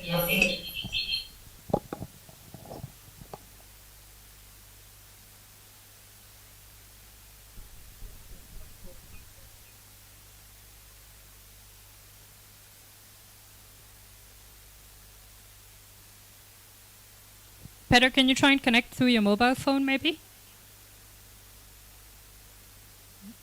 Okay. In the meantime, while we just give Peter time to reconnect, it's my absolute pleasure to invite Japheth Mbuvi, Chief of Party, Western Kenya Water Program. I hope I got that right. Japheth, I mean, I must say, you are a true believer of KEWASNet, because I know there's not a single event that you don't turn up to. So it is our pleasure to have you here today. Over to you. Thank you very much, and thank you for the introduction. Sorry, I'm carrying a lot of paper here because I want, when I mention statistics, to say the right thing. As Malika just mentioned, I am the Chief of Party for the Western Kenya Water Project, which is a USAID funded, $24 million funded program working in Western Kenya. We work within 8 counties. We started in 2022, and we are due for closure in 2027, just using the normal project cycle. Yeah, but I just realized today that I've been around this sector in this country with a short break for the last 28 years. And so I may repeat myself about the things I've seen or heard, or rather, speaking after 4 very distinguished speakers, say things that they have already been able to mention. But again, I do believe that what else duplication and overlaps may be dangerous in some cases.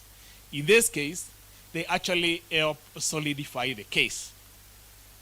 So I've been asked to talk about what access and equity in the Kenyan context, and given 7 minutes to do that, I would say I needed a day.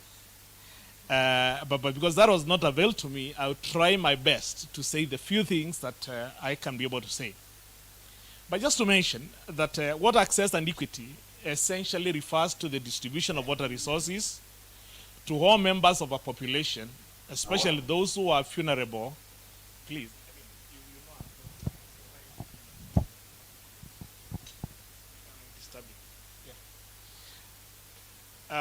Who are vulnerable or socially excluded. And so it also includes ensuring that water that is availed is of adequate quality and quantity. So access and equity here essentially does not mean being equal. It actually has got an element of dealing with fairness and justice in terms of the availability. It is important to note here that within the Sustainable Development Goals, SDGs, and that has been mentioned over time, the goal number 6, provides a framework that essentially implies that we need to be able to provide water, safe and affordable water, by the year 2030. And essentially, this goal aims at addressing the quality and the sustainable and the sustainability of water resources, which are essential for the survival of people and the planet. It also recognizes the importance of improved water, sanitation, and hygiene for progress in other areas such as health, education, and poverty. And this is why we say that the achieving the SDG for water essentially helps in achieving the other SDGs.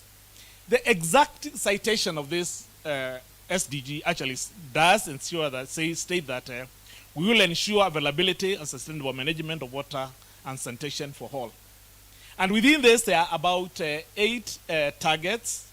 And I would say that within these particular 8 targets, there are 2, for me, that are actually very fundamental because they actually refer to access. And the one that, the first one is the 6.1, that is about achieving universal and equitable access to safe and affordable drinking water for all. And 6.2, which is about achieving access to adequate and equitable sanitation and hygiene for all, and the end of open defecation by still paying special attention to the needs of women, girls, and those who are vulnerable. But again, the reality of where things are is that access to sanitation and hygiene is also a human right. And there is global recognition as within the SDGs, and again also within the Kenya Constitution. So water is essential not only, as I mentioned earlier, for health, but also for poverty reduction, food security, as well as ecosystem and education. There has been positive progress at a global level between 2015 and 2022 in terms of the proportion of the population in the world that has been able to gain safely managed drinking water. This has increased from 69 to 73%. But despite this progress, none of the targets within the SDG 6 are on track to be met. 2.2 billion people still lack safely managed water. 3.5 lack safely managed sanitation, and 2.0 lack basic hygiene by the year 2022. Now, moving from the national, from the global context to the Kenyan context, the right to water and sanitation in Kenya is covered under Chapter 4 of the Constitution of Kenya, which is also known as the Bill of Rights, and more specifically, Section 43, Para 1D, that every person has the right to clean and safe water in adequate quantities. And in Section 22, individuals can actually take legal action of their right to water if their right to water is denied, threatened, violated, or infringed. I'm not sure how many of you as Kenyans have been able to feel that your right in terms of access to water has been infringed and taken that right to take the duty bearers to court.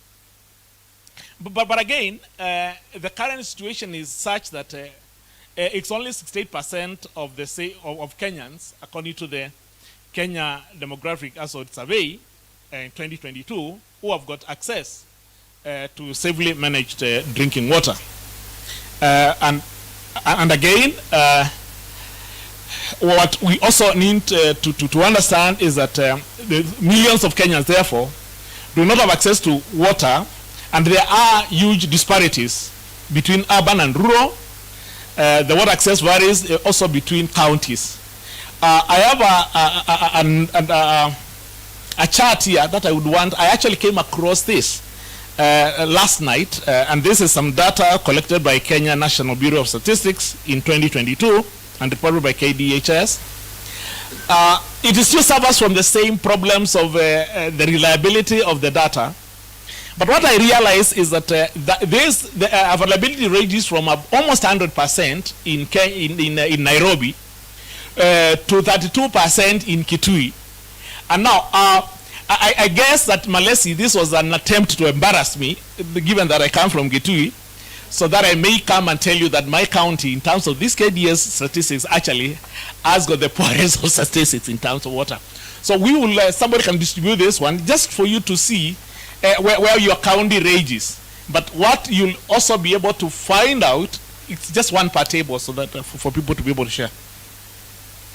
Again, what is also very, very, very clear in this country is that the poor in urban areas still pay more for water than, and basically this is because they access water through kiosks, and through this inadequate provision, they normally pay 5 to 10 times more for water than the rest.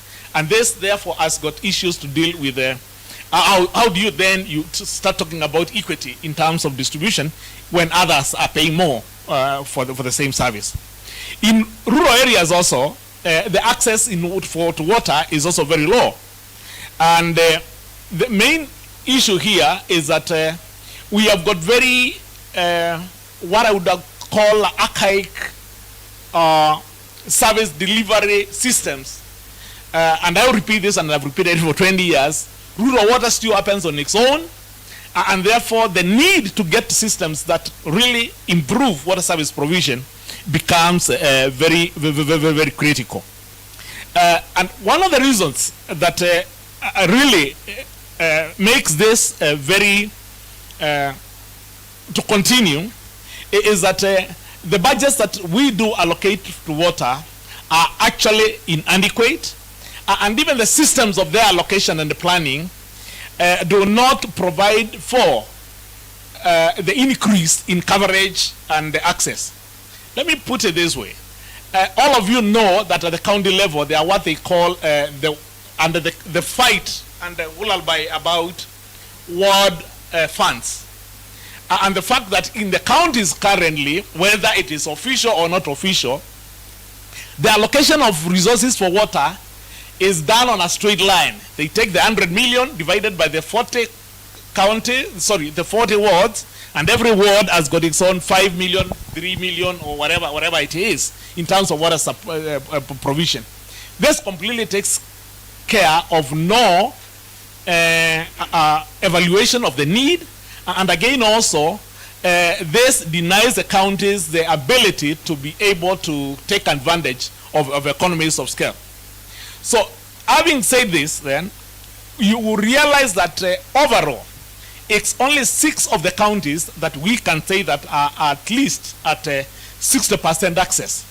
And the 20 of the counties within this country currently still do have access to water, do have less than 60% of access. Sorry, 6 counties have got over 80% access, but 20 counties still have got less than 60% access, and this is very daunting.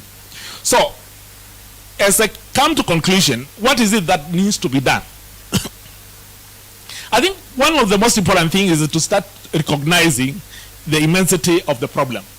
I am not sure whether as a nation we have been able to really come into grips with how severe this problem is. Have there been attempts? Yes. The Kenya government has set up an ambitious target of universal access to water and sanitation by the year 2030. And within this, they have been able to bring about the National Water and Sanitation Implementation Plan, which is a pretty ambitious program. But we also know that whereas the government is putting in about 5.6 billion US dollars, the total need is about $12.9 billion. So this still leaves a gap of about $7 billion. So the real actions of some of the things that we need therefore to do include the need to build infrastructure. And this calls, or rather, we need first to start looking at 2 very clear issues. One is about tackling the governance challenges that beat the sector, and quickly address the emerging cross-boundary water conflicts upstream and downstream that have started emanating. You have all heard about the Nairobi-Murang'a War, about the transfer of water. Those who don't know, there was Ngishu Elgeyo Marakwet about Chembara Dam is also still live. And the Vindikwa intake that is in Nandi and serves Kakamega is still a big issue of concern. And we have seen situations whereby actually water has been closed to flow across counties. So these are real issues that we really need to be able to tackle, even as we address the new financing methodologies that then will allow us to build infrastructure, because we have got very dead infrastructure, and that needs rehabilitation, that needs implementation. We also need to start investing more highly in underground water storage facilities, and again, whereas those are on the infrastructure side, On the social front and the work that we do as the CSOs, they need to empower communities so that we can be able to implement rural water management models that advocate for water harvesting, reuse, and recycling. And again, also raising awareness and educating the public about water access and safety. And lastly, updating our water policies and ensuring that we are able to review and update our water policies to improve access over time. Thank you very much, and I know I've taken a bit longer than I was allowed to, and Malik was only shy about stopping me. Thank you very much, Japheth, for that. And to add to Japheth's point on rural water, we had a particular county complain bitterly about rural water schemes because they were trying to bring them through some sort of order, i.e. please report your revenue to the county, so that they were trying to have a mini process. And, well, you know how the story ended. Nobody reported, but they were suspecting that actually rural water schemes were channeling millions and millions of Kenya shillings that were actually not making it anywhere on any books, but rather in some pockets. So I think this comes back to the question that Malesi was asking. Do we really need to, actually it's not a question, we need to review how rural water is actually being managed in this country, because now we have governance issues, severe governance issues that have arisen from it. Peter, how are you? I'm good. Excellent. We can hear you. Yes, we can. Very, very good. Over to you, Peter. I think this must be the third time you introduced me, Zareen, but thank you very much.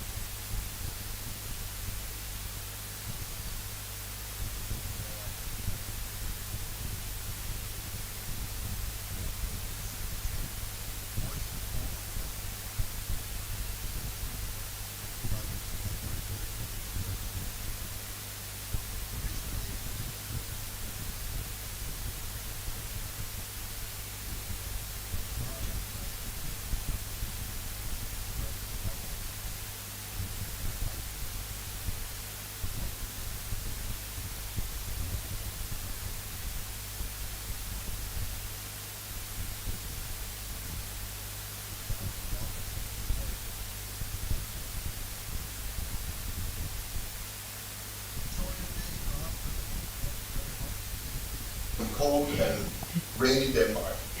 We have the rainy part over here. Thank you, Peter. And what Peter forgot to mention is that they work in one of the most difficult countries in the world, which is actually Afghanistan, one of the few INGOs left over there. Peter, I'm suspecting that you own a plane over there, because I understand those are the organizations. Exactly. Do not forget that there's actually relative peace and stability in Afghanistan, which makes it possible to also do development work there. The problem is, of course, that the donor community is not very interested in this because they haven't acknowledged the regime. So that's another dilemma. We actually talk about the dilemma management. How much will you cooperate with the de facto government? And when should you be careful doing that? You still want to obtain funds from the outside. Excellent. No, and I think this is a climate change is also crazy. Excellent. Now, and I think, please, by all means, I think it would be interesting to have Peter probably give us a talk. I think it's important. How do you manage de facto regimes and working in areas of conflict where everybody's pretty much taken off? But also, we thank you, Peter, really for your continued support for our members, our network members, but also for you as well, and the support that you have provided us over the years. Thank you, Peter. All right, so now we know that water resource management did not receive that much attention. So we have kindly asked Dr. Ojwang from the Panda to come and say a few words. Now, this is an area that we really need to start looking into, and I can see Asha rolling her eyes because she's been saying this for years.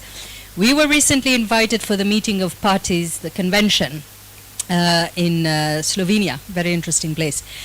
And the role of civil society, there is a huge role for civil society when it comes to issues of water resource management, but also transboundary waters. You are aware that the Nile is having issues upstream, downstream, on the west of it, on the east of it, and this is having serious ramifications generally on the region. So something that we're going to be working on with our members, as UNECA has agreed to partner with ANU on this. But without further ado, let me not make it about ourselves. Please, Dr. Ojwang, over to you. Thank you. Thank you. Glad to be here. As you've heard, my name is William. I work with WWF Kenya, the World Wide Fund for Nature, which is a conservation organization working across multiple sectors, and water is one of those sectors that we're paying a lot of attention to. Actually, water underpins most of our programs. Yes, indeed, this is a great moment where we have data. And when, as a scientist, I always talk about no need of arm waving. So you're basically pointing out empirical evidence that there's something wrong, that there's something that we need to do differently going forward. And Malesi clearly showed us that there are areas of concern, and that is water resources management. How do we look at water resources from that holistic point of view, upstream, downstream?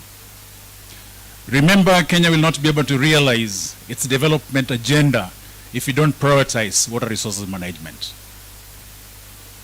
Kenya already, we have committed, we have pledged to ensure that there's that universal access to water and sanitation. How do we realize that? How do we ensure that those investments downstream are sustainable?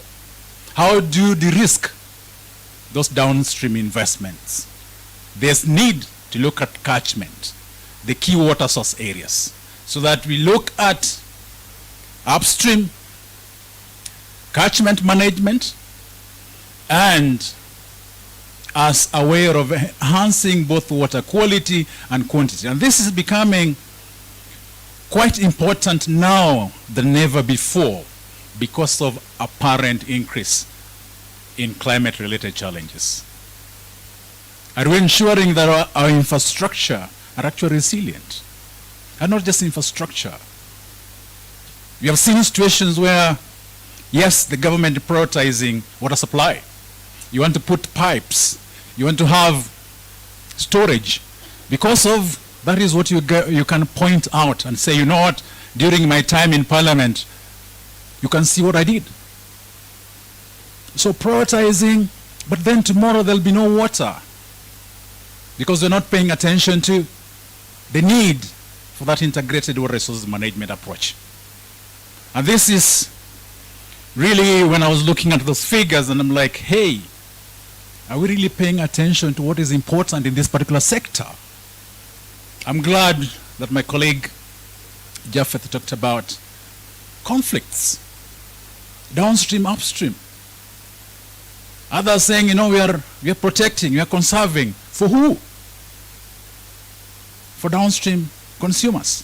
But we need to come together and realize that if you do well protecting the catchment, you know what we are doing?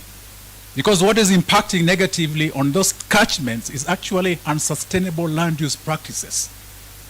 And those unsustainable land use practices is what is enhancing poverty levels in this country. So if you improve on catchment management, you know what you're doing? You're also enhancing livelihoods. So you are doing something that is of immense importance to those communities who are living up in the catchment. It's not just about protecting the upper areas for the good of those who are downstream, but if you undertake, if you conserve the catchments upstream, for sure, you're also doing good to those particular communities. So that is a conversation that we need to have. Where are our priorities? Are we putting more emphasis elsewhere and forgetting about what is probably more important in terms of de-risking those investments? Are we realizing that we live in a country that is water scarce? Is the government taking into consideration the fact that if they don't invest in the entire value chain, then we'll not be able to realize Vision 2030? Are we, CSOs and other partners, are we providing that information? Are we providing data to this government so that whatever we do is informed by data? And he talked about knowledge management. Many times you wonder, where do you access information?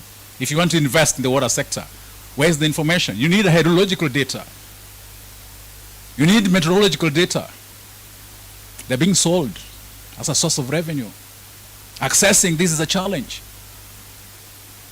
Then how? What is the basis of our decisions? Then if we can't be able to access that data, analyze the data, and therefore based on that, ensure that we have targeted interventions. So this is something that I thought, looking at climate change, an area that is lagging behind, water resources management, an area that is lagging behind. Why don't we strengthen the nexus between water resources management and WASH? We have seen the national government, we have the Ministry of Water and Sanitation. And when you go to the county, what happens? Do we align? Probably not, because they have not seen the need to have water resources management, WASH nexus strengthened, planning as well as the implementation, because that is the only way we can be able to have that holistic look at water resources management. I want to just share something that for sure is out there and is about an initiative aimed at ensuring that we secure our water resources.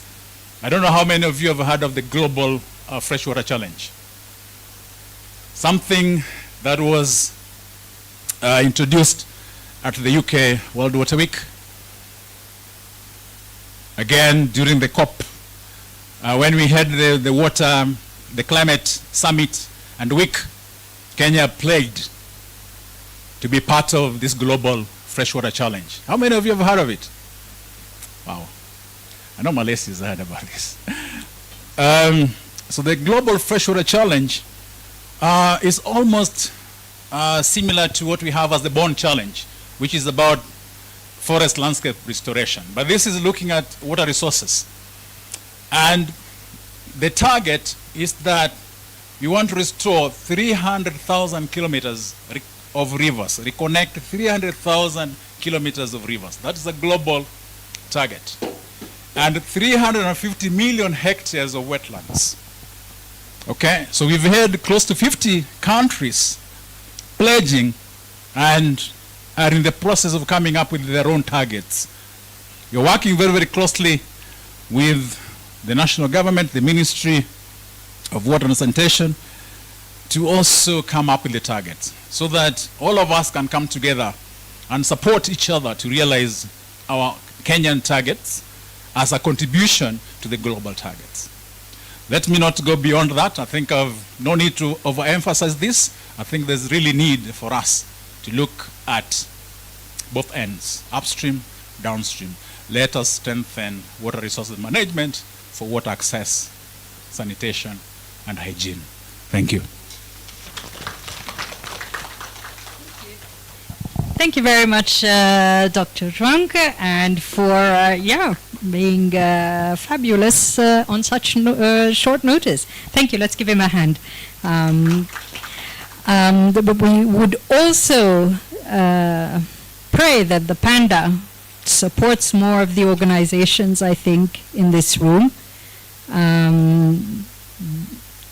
How many receive funding support from WWF? Okay. Do we? Kewasnet? Okay. Great. Thank you very much for that. And of course, laying the emphasis on water resource management. And I can still see Asha rolling her eyes over here. All right. Now, the question and answer times. Now, please. Let's do questions, not questions and then a comment or a comment that was disguised into a question or a comment that became a question, or let's just keep it at questions because we are trying to finish here by 2 p.m. So we would have about 10 minutes and I will probably ask our CEO to come up and probably answer those questions because we still have Joanne. Joanne, you're still going to give us your presentation. All right. Excellent. Dr. Ando, please go ahead. Can we have a mic on that side?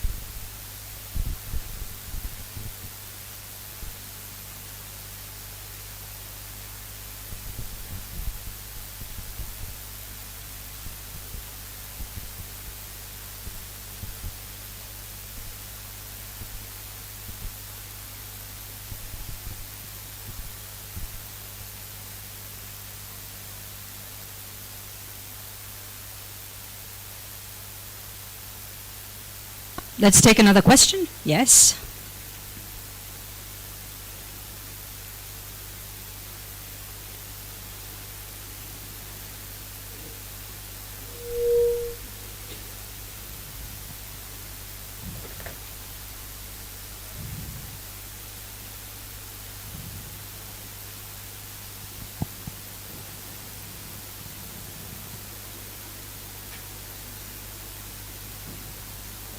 Just use the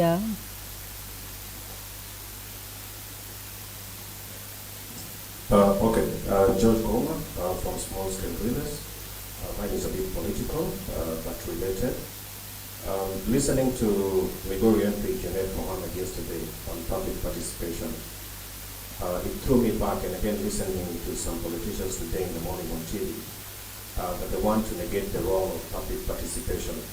But they're saying, therefore, public participation is absolutely not necessary in implementation of some programs in this country because it pulls them back in actually carrying out their mandate, either from the civil society, the courts, and the citizens themselves. So what role can KEWASNET play in ensuring that public participation remains unabused as the politicians would really want it. Then the second one is there's this issue about water scarcity in Kenya. What is the data informing this? Because when I attended the launch of WRA strategic plan, I remember the CEO, Mr. Shure, said that Kenya is water scarce. But when the CS came onto the podium, he refuted this and said that Kenya is not water scarce. It's about management. So what is the real status of whether Kenya is water scarce or if it is not? Do you have data that actually informs this? Even I can't help you with that answer. Please go ahead.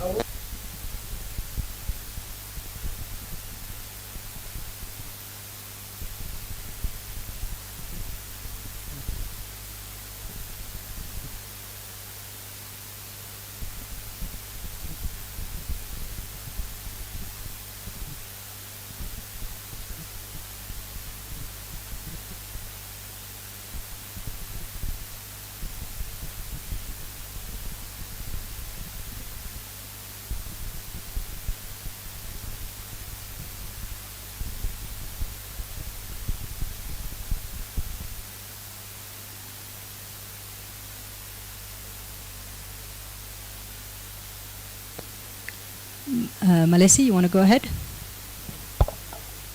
Can we have a mic on this side? Or you can come up here.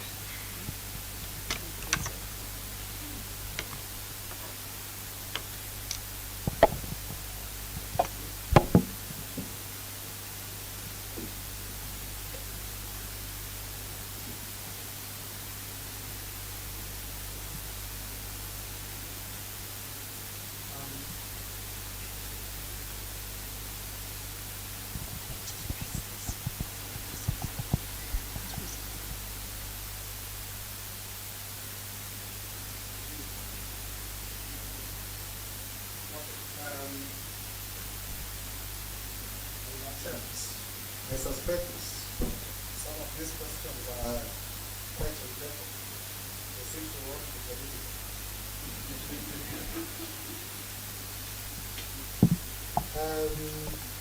So the question on access to information.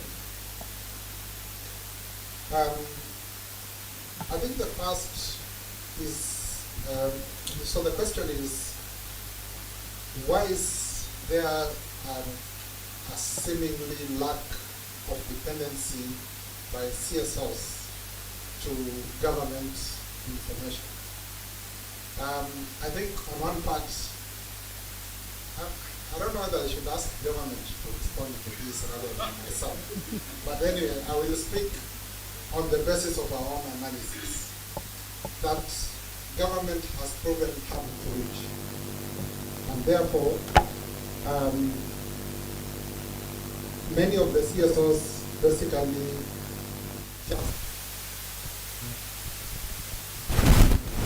their means are within their resources. So they have made a plan, they have agreed with a partner to support that plan, they go ahead and implement and only focus. So the relationship they have is between themselves, the community or the beneficiaries that they are working with, but for the county is just for their information. It's not a good thing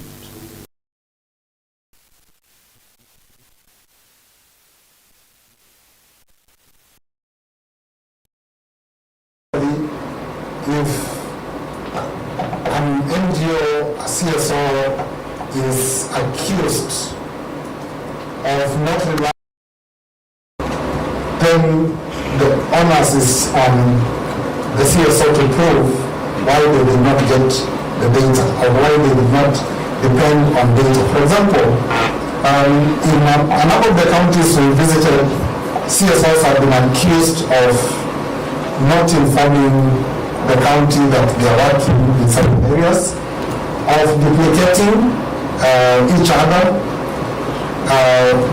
but then sometimes the issue that arises is that other than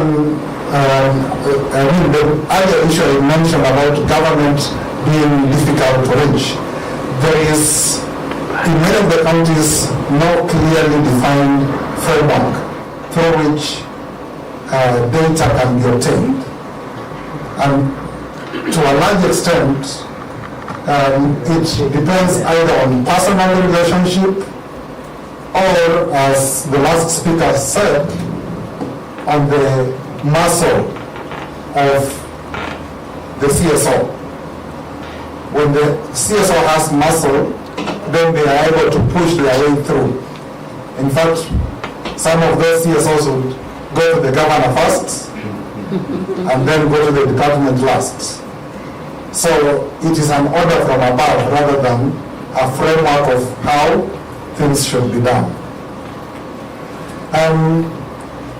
And also, because I'm also touching on the last question, I think one of the questions we ask in this survey is, do you have a memorandum of understanding with the county government? Now, if I look around this room and I ask how many of you have MOUs in the counties you work, I know it will be very few.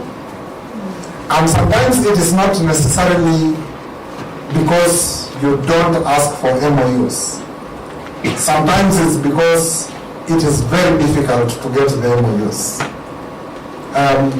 Either because of the bureaucracy of government to issue an MOU, or just the lack, the diminished capacity, if I may call it that, in terms of knowing the full scope of what the MOU should entail, and some bit of ignorance in terms of what is the consequence of having an MOU, because some feel they will be legally obliged under an MOU, which in many cases is not true.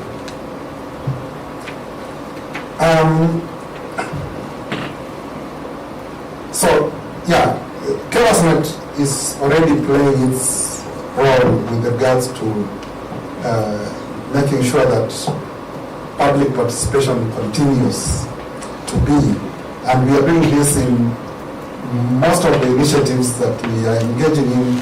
Public participation is right at the center of our conversation. But of course, if there is a new initiative, I know there is, recently there was a policy on public participation tabled before the House, and a bill is supposed to follow. And of course, when that comes, we will be doing our bit in terms of giving our submissions, not just about supporting it, but really contributing to the conversation on what is the meaning, or what is the import of meaningful public participation. Because even when we have public participation, the one they want to negate, the one that was approved by the Supreme Court, we still find it wanting. That is why many Kenyans felt shortchanged by the decision of the Supreme Court. But the decision of the Supreme Court was based on existing law. So this new law must then reflect a little bit on what does it mean to have meaningful participation. Water scarcity.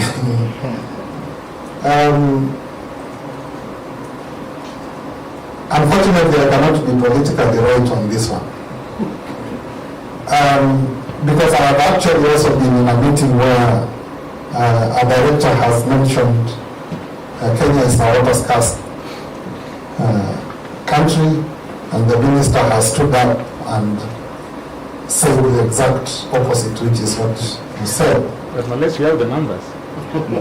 Yes, I think numbers don't lie. Yeah. For me, this statement around it is the management, I think it tends to give a license for abuse of water resource.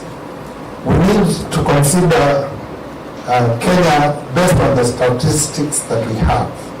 And the statistics currently say the fresh water availability in Kenya, the per capita fresh water availability is less than 450 cubic meters per person. So, even if you manage that, how nicely, it will not become 1,000. 1,000 is the standard. So, it's not a question of management. Yes, SDG 6.4 says that under 450 needs to be managed well with water use efficiency. That is true. But that does not mean that if you manage it well, it is more available. So I can't be politically correct there. I think our young minister needs guidance. Yeah. Thank you. Thank you very much. All right, I am unfortunately going to close the question panel because I can see yawning and probably a sign of hunger. Though I don't think Mercy prepared lunch for us, but I'm sure you'll have the best snacks in the world. I think I may help you, Melissa. There will be no food in 25 years. And on top of that, we talked about the hydrological cycle and something, if you thought we had issues with the water that we see at the surface and in the ground, we also had to take. Have you heard of sky rivers? So something about these atmospheric rivers that actually impact even neighboring countries. So I think Dubai is a case in point where they fiddled with their clouds and, well, ended up underwater and deprived their neighboring country of rain. So it just got a lot more complicated. Anyway, without further ado, I would like to introduce Joanne. Joanne, let's keep it short, and then we get to the fun part. I hope our MC is ready, which is the launch of the report. Now, we were supposed to have our chief guest, but she had to rush. But you know what? This is our party, and yeah, we'll go ahead and launch it. Joanne, over to you. Thank you.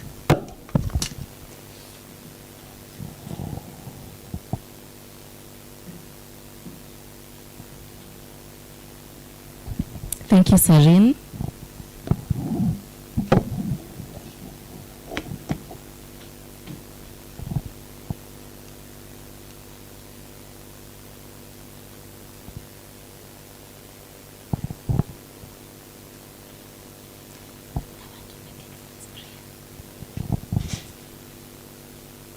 All right, yeah, thank you so much, Sarin. I'll keep this as brief as possible. I would like to believe that I'm not that wordy. So my name is Joanne Cones, National Research and Project Lead at KEWASNet.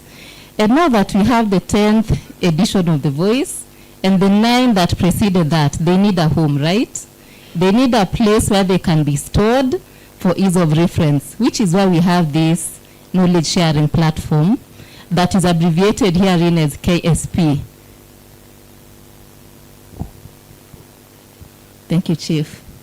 Yes, so what is this KSP, or the Knowledge Sharing Platform? So KEWASNet has this great ambition, and our 2022-2032 strategic plan to be a knowledge broker in the WASH and WRM space, not just in Kenya, but in the African continent. So again, this is the reason behind this KSP. Not sure why it's not moving. Seems technology is failing us today thoroughly.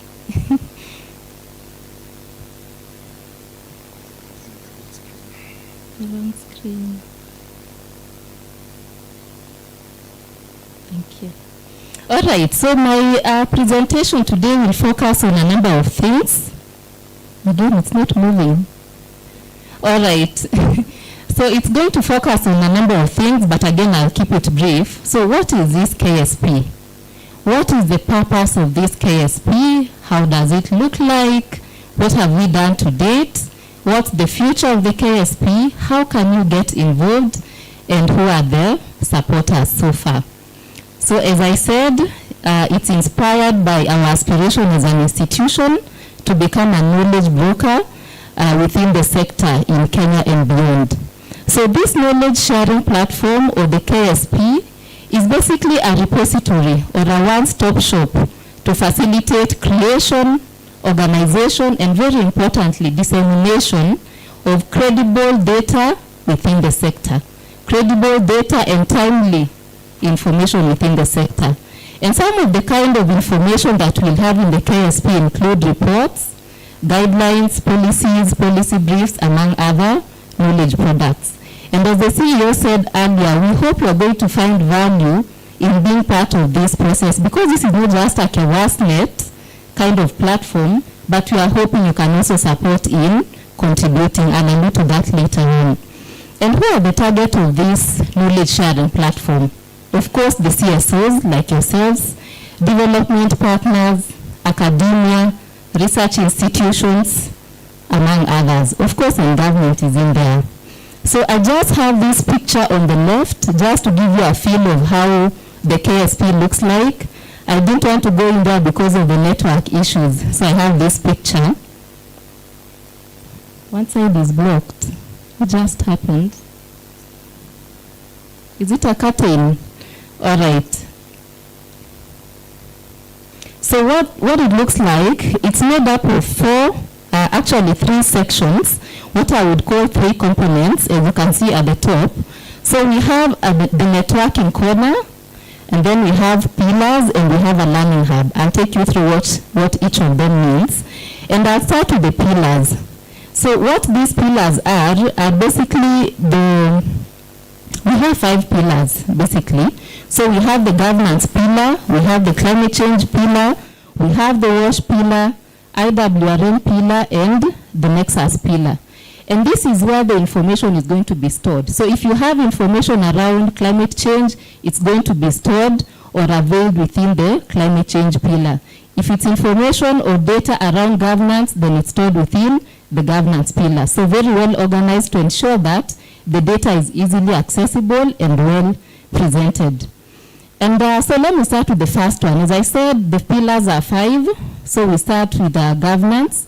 And what the governance pillar will hold, or the kind of information within this pillar, is information on transparent decision making and the involvement of all stakeholders in decision-making processes. I think we just talked about public participation. So information around public participation would fall in this pillar.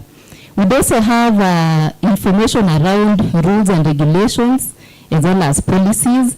And what this pillar would really look at in terms of subcategories is the top I: transparency, accountability, participation, and integrity. And those are just a few examples at the bottom: policies, regulations, tools like the integrity, quality, compliance tools, integrity management tools, among others. Now we come to the second pillar, which is the WASH pillar. So WASH is quite diverse. And in our knowledge sharing platform, we are ensuring that we have information disaggregated into water, sanitation, and hygiene separately. So under the water subcategory, we would have information around water safety and quality, sector financing, public-private partnerships, water supply systems, among others. And then under the sanitation subcategory, we would have information around sanitation systems, sector financing, public-private partnerships in sanitation, among others.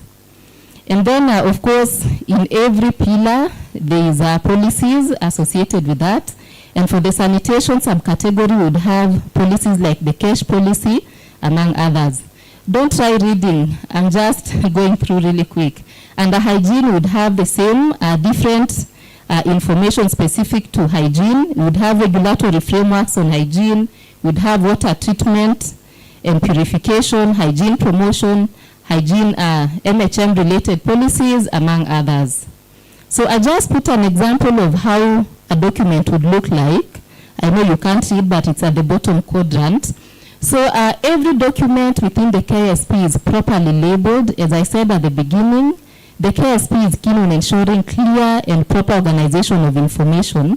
So each document would have a name, a clear and concise name, the date that it's posted, of course the authors, which is why I said it's not just KEWASNet, you have the, you can also contribute. So the authors will be recognized in these documents, and then of course the date of publication and who the publisher is. And they are easily downloadable. These documents are easily downloadable. All right, so we now come to the third pillar within the pillars, which is the climate change pillar. So within this one, we would have information around disaster risks and impacts of climate change. And under that, we would have water security, disasters, among others. We'd also have information or documents around resilience, adaptation, and mitigation, among others. We'd have climate financing, and of course, we'd also have the regulatory frameworks under or within climate change. And then, of course, now the fourth pillar, which is IWRM pillar, would have different things as well. We'd have information around water availability and access. We'd have information around water storage and distribution, watershed management, groundwater management, pollution control, among others. The last pillar of the 5 is the Nexus pillar. And this pillar recognizes the importance of considering social and economic factors in resource management, including what we just talked about earlier, gender, also equity, poverty reduction, among others. And this pillar will capture interdependencies between water, energy, and food. So some of the information that would be in here include partnerships, PPPs in the water sector, so the types of PPPs, models for effective PPPs, legal and regulatory frameworks, among others. We would also have multi-stakeholder partnership for water governance.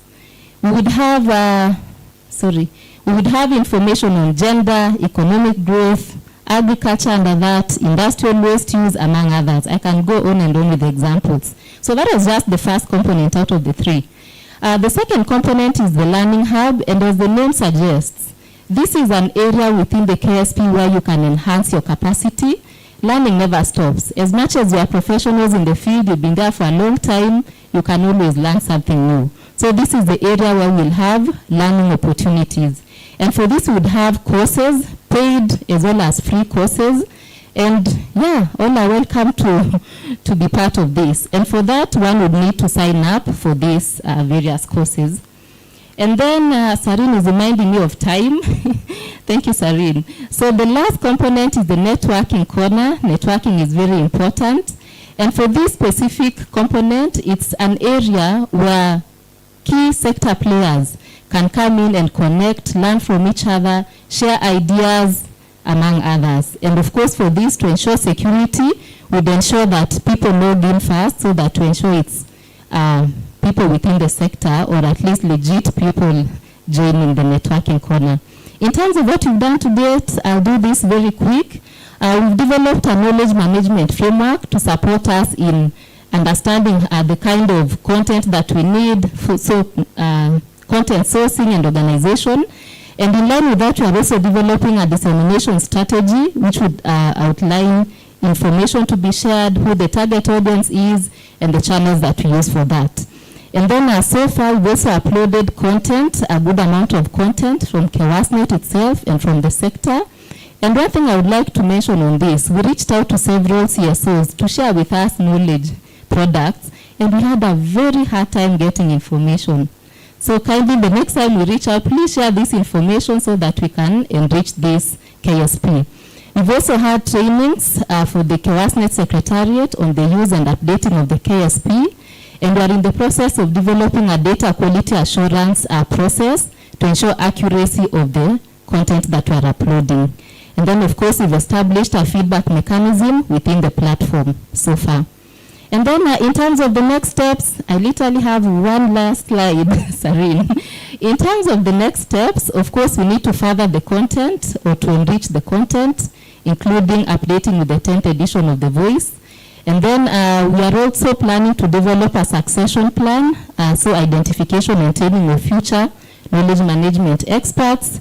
And then we plan to develop course outlines for the Learning Hub, and of course capacity building of CSOs on knowledge management, with the hope that this will enable CSOs see the need to share with us information. Yeah, how can you be part of this? Share with us knowledge products. In your different areas of work, please share with us what you're doing so that it can be captured here. And then training, you can also use or share with us your training expertise within the Learning Hub. You can attend the networking forums. This is within the networking corner. You can suggest topics for discussion within these forums in the KSP. And then, of course, suggest topics to be covered in the Learning Hub. And you can share with us, now that I've presented this today, you can share with us ideas on how to enrich this. And lastly, you can always take a course. Learning never stops. So I will go through all our partners, but these are just some of them. Partners who supported us financially, and those who also supported us in terms of sharing content so far. Thank you, Sareen.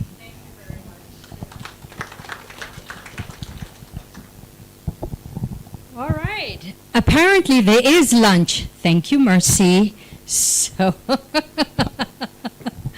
and it will be served at the restaurant. My name again is George Kouma. I just wanted to make this announcement in relationship to what the presentation John has made. Just to announce to us that Small Scale Drillers Association is actually collaborating with Kenya Water Institute on the same thing. And what we're doing is, it's called RPL, Recognition of Prior Learning. Why this? Perhaps it also affects you. So we have noticed that in our industry, WASH especially, there are people who are quite experienced in what they do, artisans or otherwise, but they do not have certificates to show. So in collaboration with Kerry, we're going to be running some short courses, and I think this will also be very useful for us. We're in the process of developing a curriculum, so next week we shall be signing the MOU. When we do, we'll communicate to you so that if you have people who can benefit from this, it'll be very nice. And besides their regular fees, they'll be giving us 20% discount for whoever runs through this program. That's an announcement I wanted to make. Thank you. Excellent. Thank you very much, George. And again, Joanne mentioned the word share 50 times. Please share. Let us share. We're having the same problem with the Susanna Africa chapter, which I think has to connect to this learning hub, as well as the Amkau Knowledge Hub, but I'll go ahead and work on that. And our biggest problem is sharing. Share, particularly your failures. That's what we're actually interested in. Okay. DG, our Vice Chair, over to you. Was the MC supposed to be involved in this segment? Okay. Who? Judith, please, on behalf of DPA, on behalf of the Honorable, please come. My board members, Mr. Ambugo, please. Don't know whether there are any other board members. Board members. I saw Margaret somewhere. Yes, tafadhali. Yes. Yes. Mr. Mbuvi, please join. Youth Parliament, I need at least one person.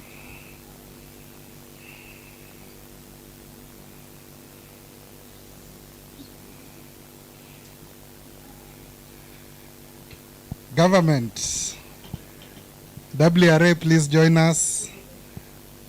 County Government of Makueni, please join us. Ama mlikuwa mnadhani serikali hakuna hapa? Serikali iko.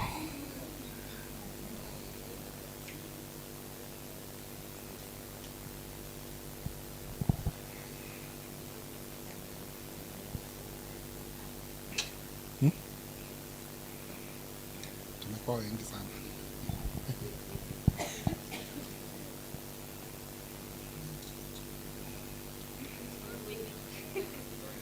There's gender balance.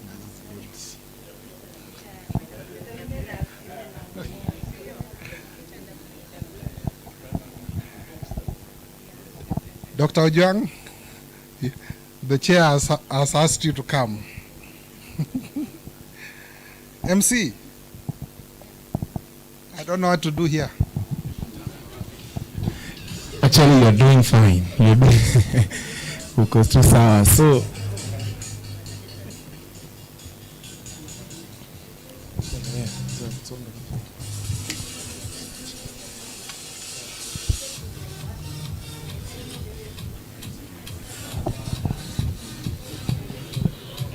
so before we do the launch, huh? Your teacher has called you. You don't say no when your teacher has called you.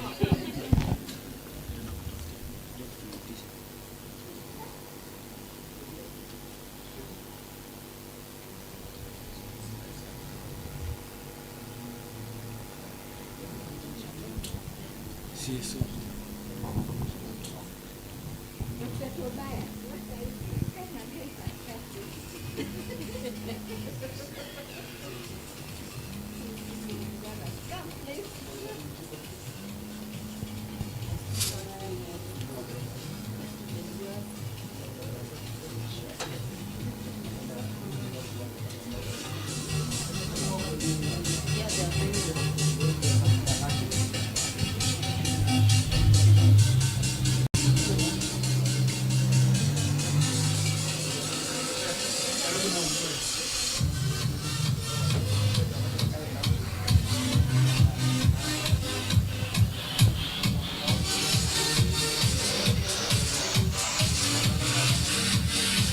So everyone, make sure you smile for the photo. Yes, as we launch them.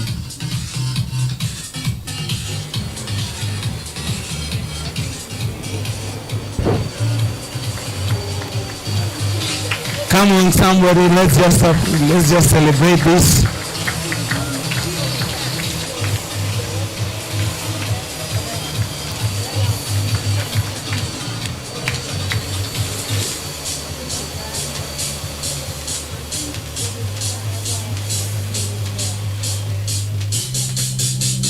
Awesome. Round of applause again, ladies and gentlemen.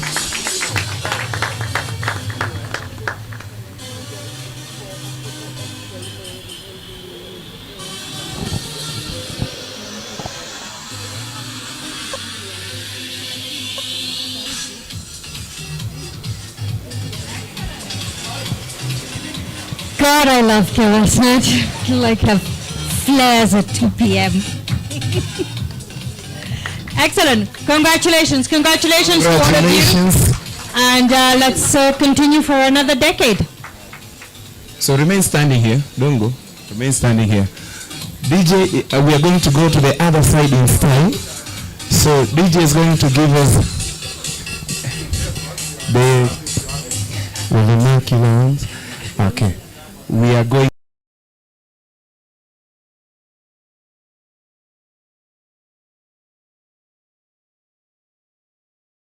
Hey.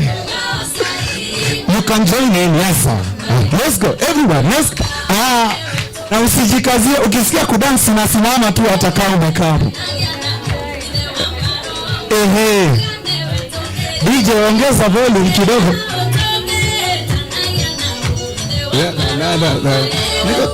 Nego kema.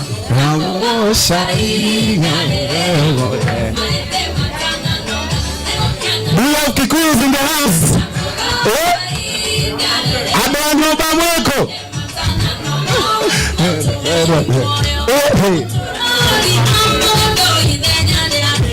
Haya, habot.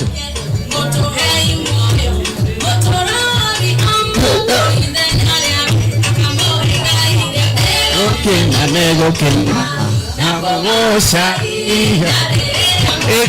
If you have the report, you can raise it up. If you have the report, yes. The CEO is doing it. You know, the CEO looks like alikuwa anaenda hizi.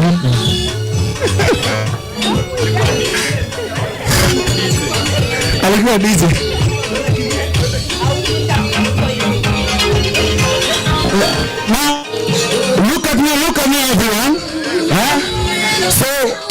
fanya your shoulders like this. Your shoulders up. So you go right, left, right, left, right, left, right, left, right, left, right, and then you go down, chini kidogo, chini, down, down, down, down. Yes, nasi ako chini kabisa. Huyu alikuwa anafanya mambo akiwa kijana huyu. Haya, hapo tu, hapo. Yes. Hapo right, left, right, left, right, left, right, left, right, left, right, left, right, left. And now, DJ, easy, let's go. So the singer of this song, you know this song.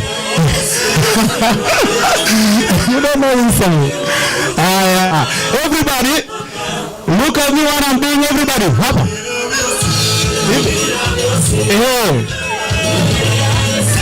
Yes.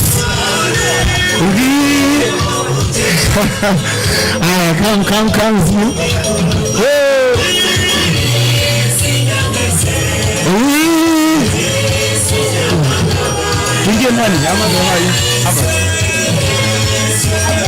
So everybody put your hands up and then unapiga kofi ya kilio, wanapiganga hivi.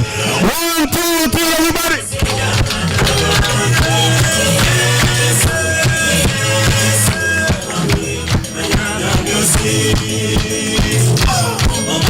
Yes, just like that. Piga hiyo makofi kabisa. Clap your hands. The Leo style. Hey.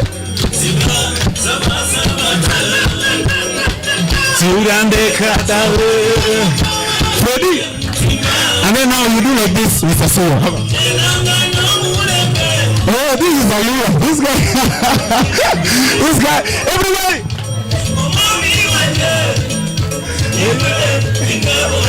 Hapo sawa, nice one.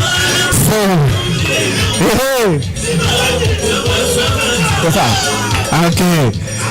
okay, thank you, DJ. Now thank you. So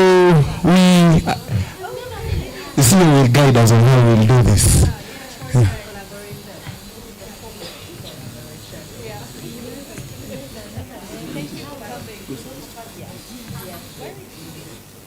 We'll open. So we are launching this report, and so the Rahab is going to open it, and then the DJ will also guide us. So Rahab,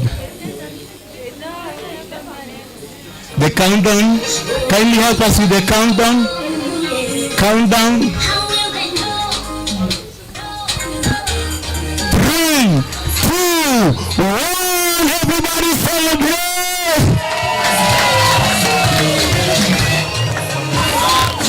Oh, awesome. Okay.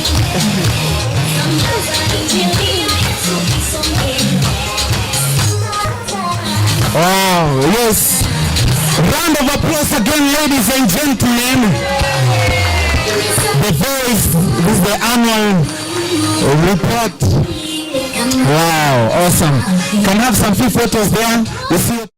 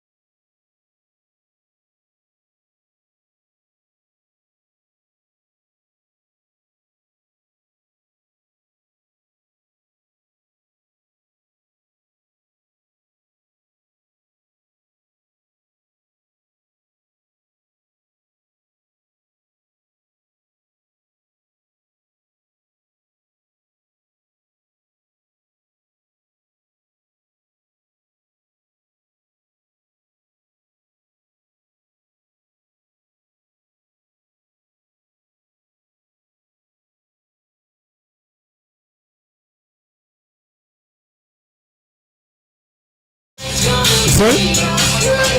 Okay. Partners, let me have our partners, supporters. George, Dr. Ojwang, please, our partners, join in this photo kindly.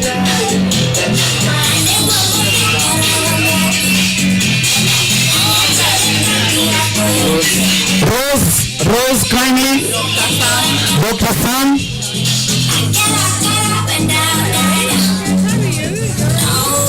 Rose, Dr. Sam.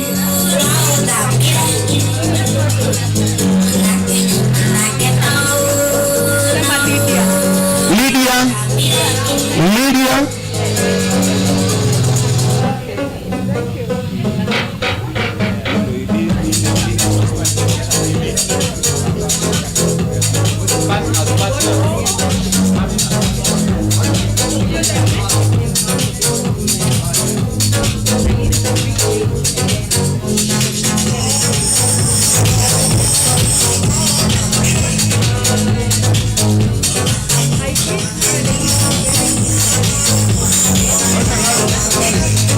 Awesome.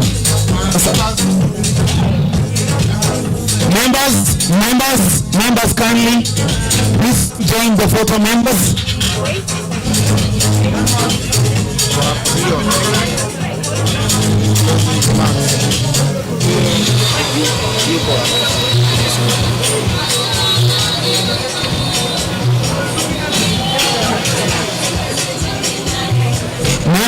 Members, this is your time.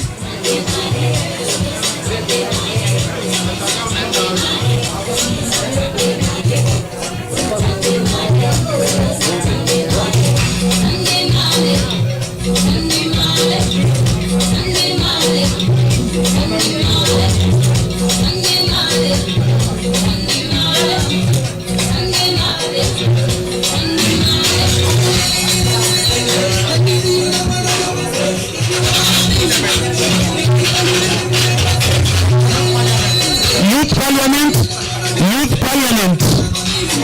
Let me have the Youth Parliament. Youth Parliament, awesome. Thank you. And indeed they are youthful. Come this side, you can balance this side.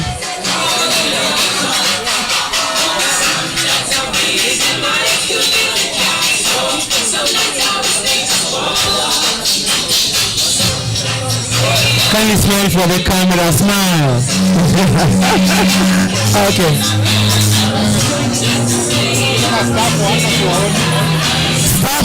Staff. Are you here, staff? Staff.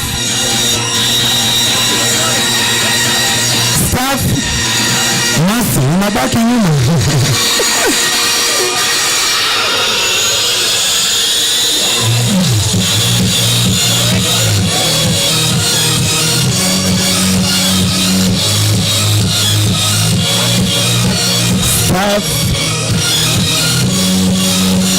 Staff, make sure you smile.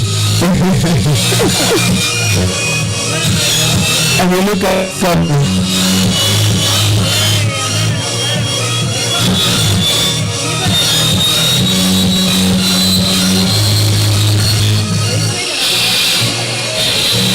Thank you.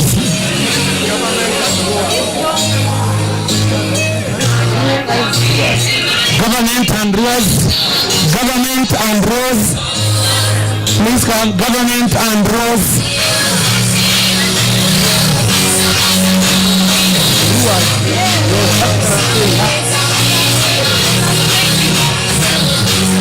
Government and Rose.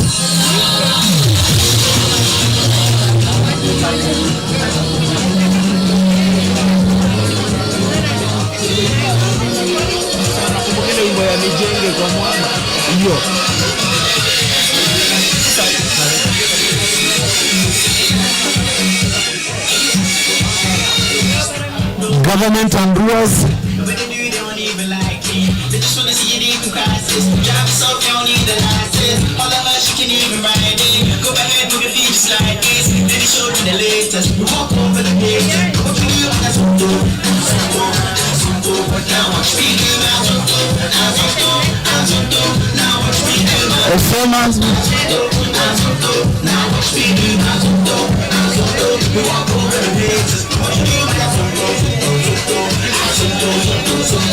And then research institutions, get ready. After this, you're next. Research institutions.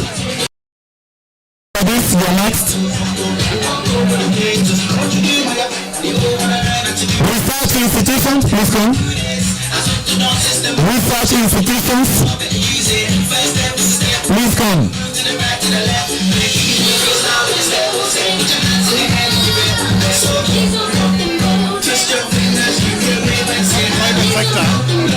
Research institutions, and then private sector, get ready. After the private sector, you are next. Private sector.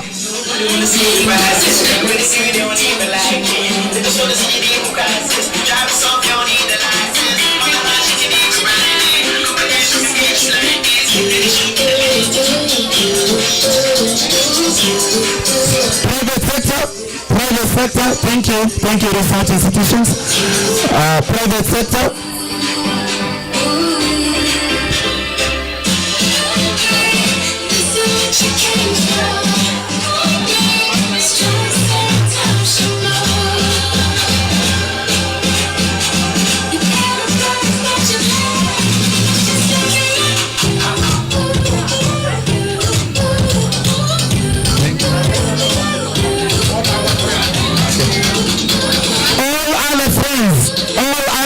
If you want to appear now in this photo, please come. All other friends, anyone, please come. This is the opportunity.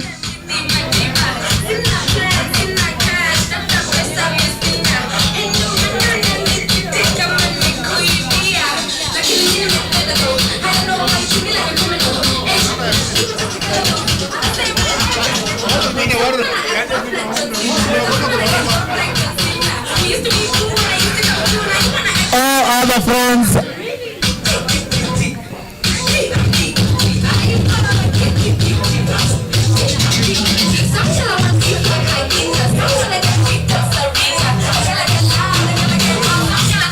Okay.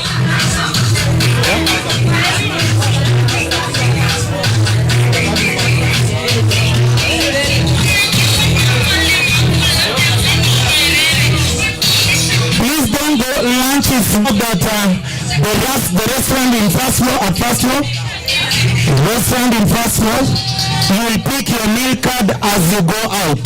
On your way out, you will pick your meal card. So don't go, we have lunch. Remember to upper first floor, you will pick your meal card on your way out. Sawa, please don't go. There's lunch for you. There's lunch for you. Thank you so very much. Asanteni sana and congratulations everyone. DJ.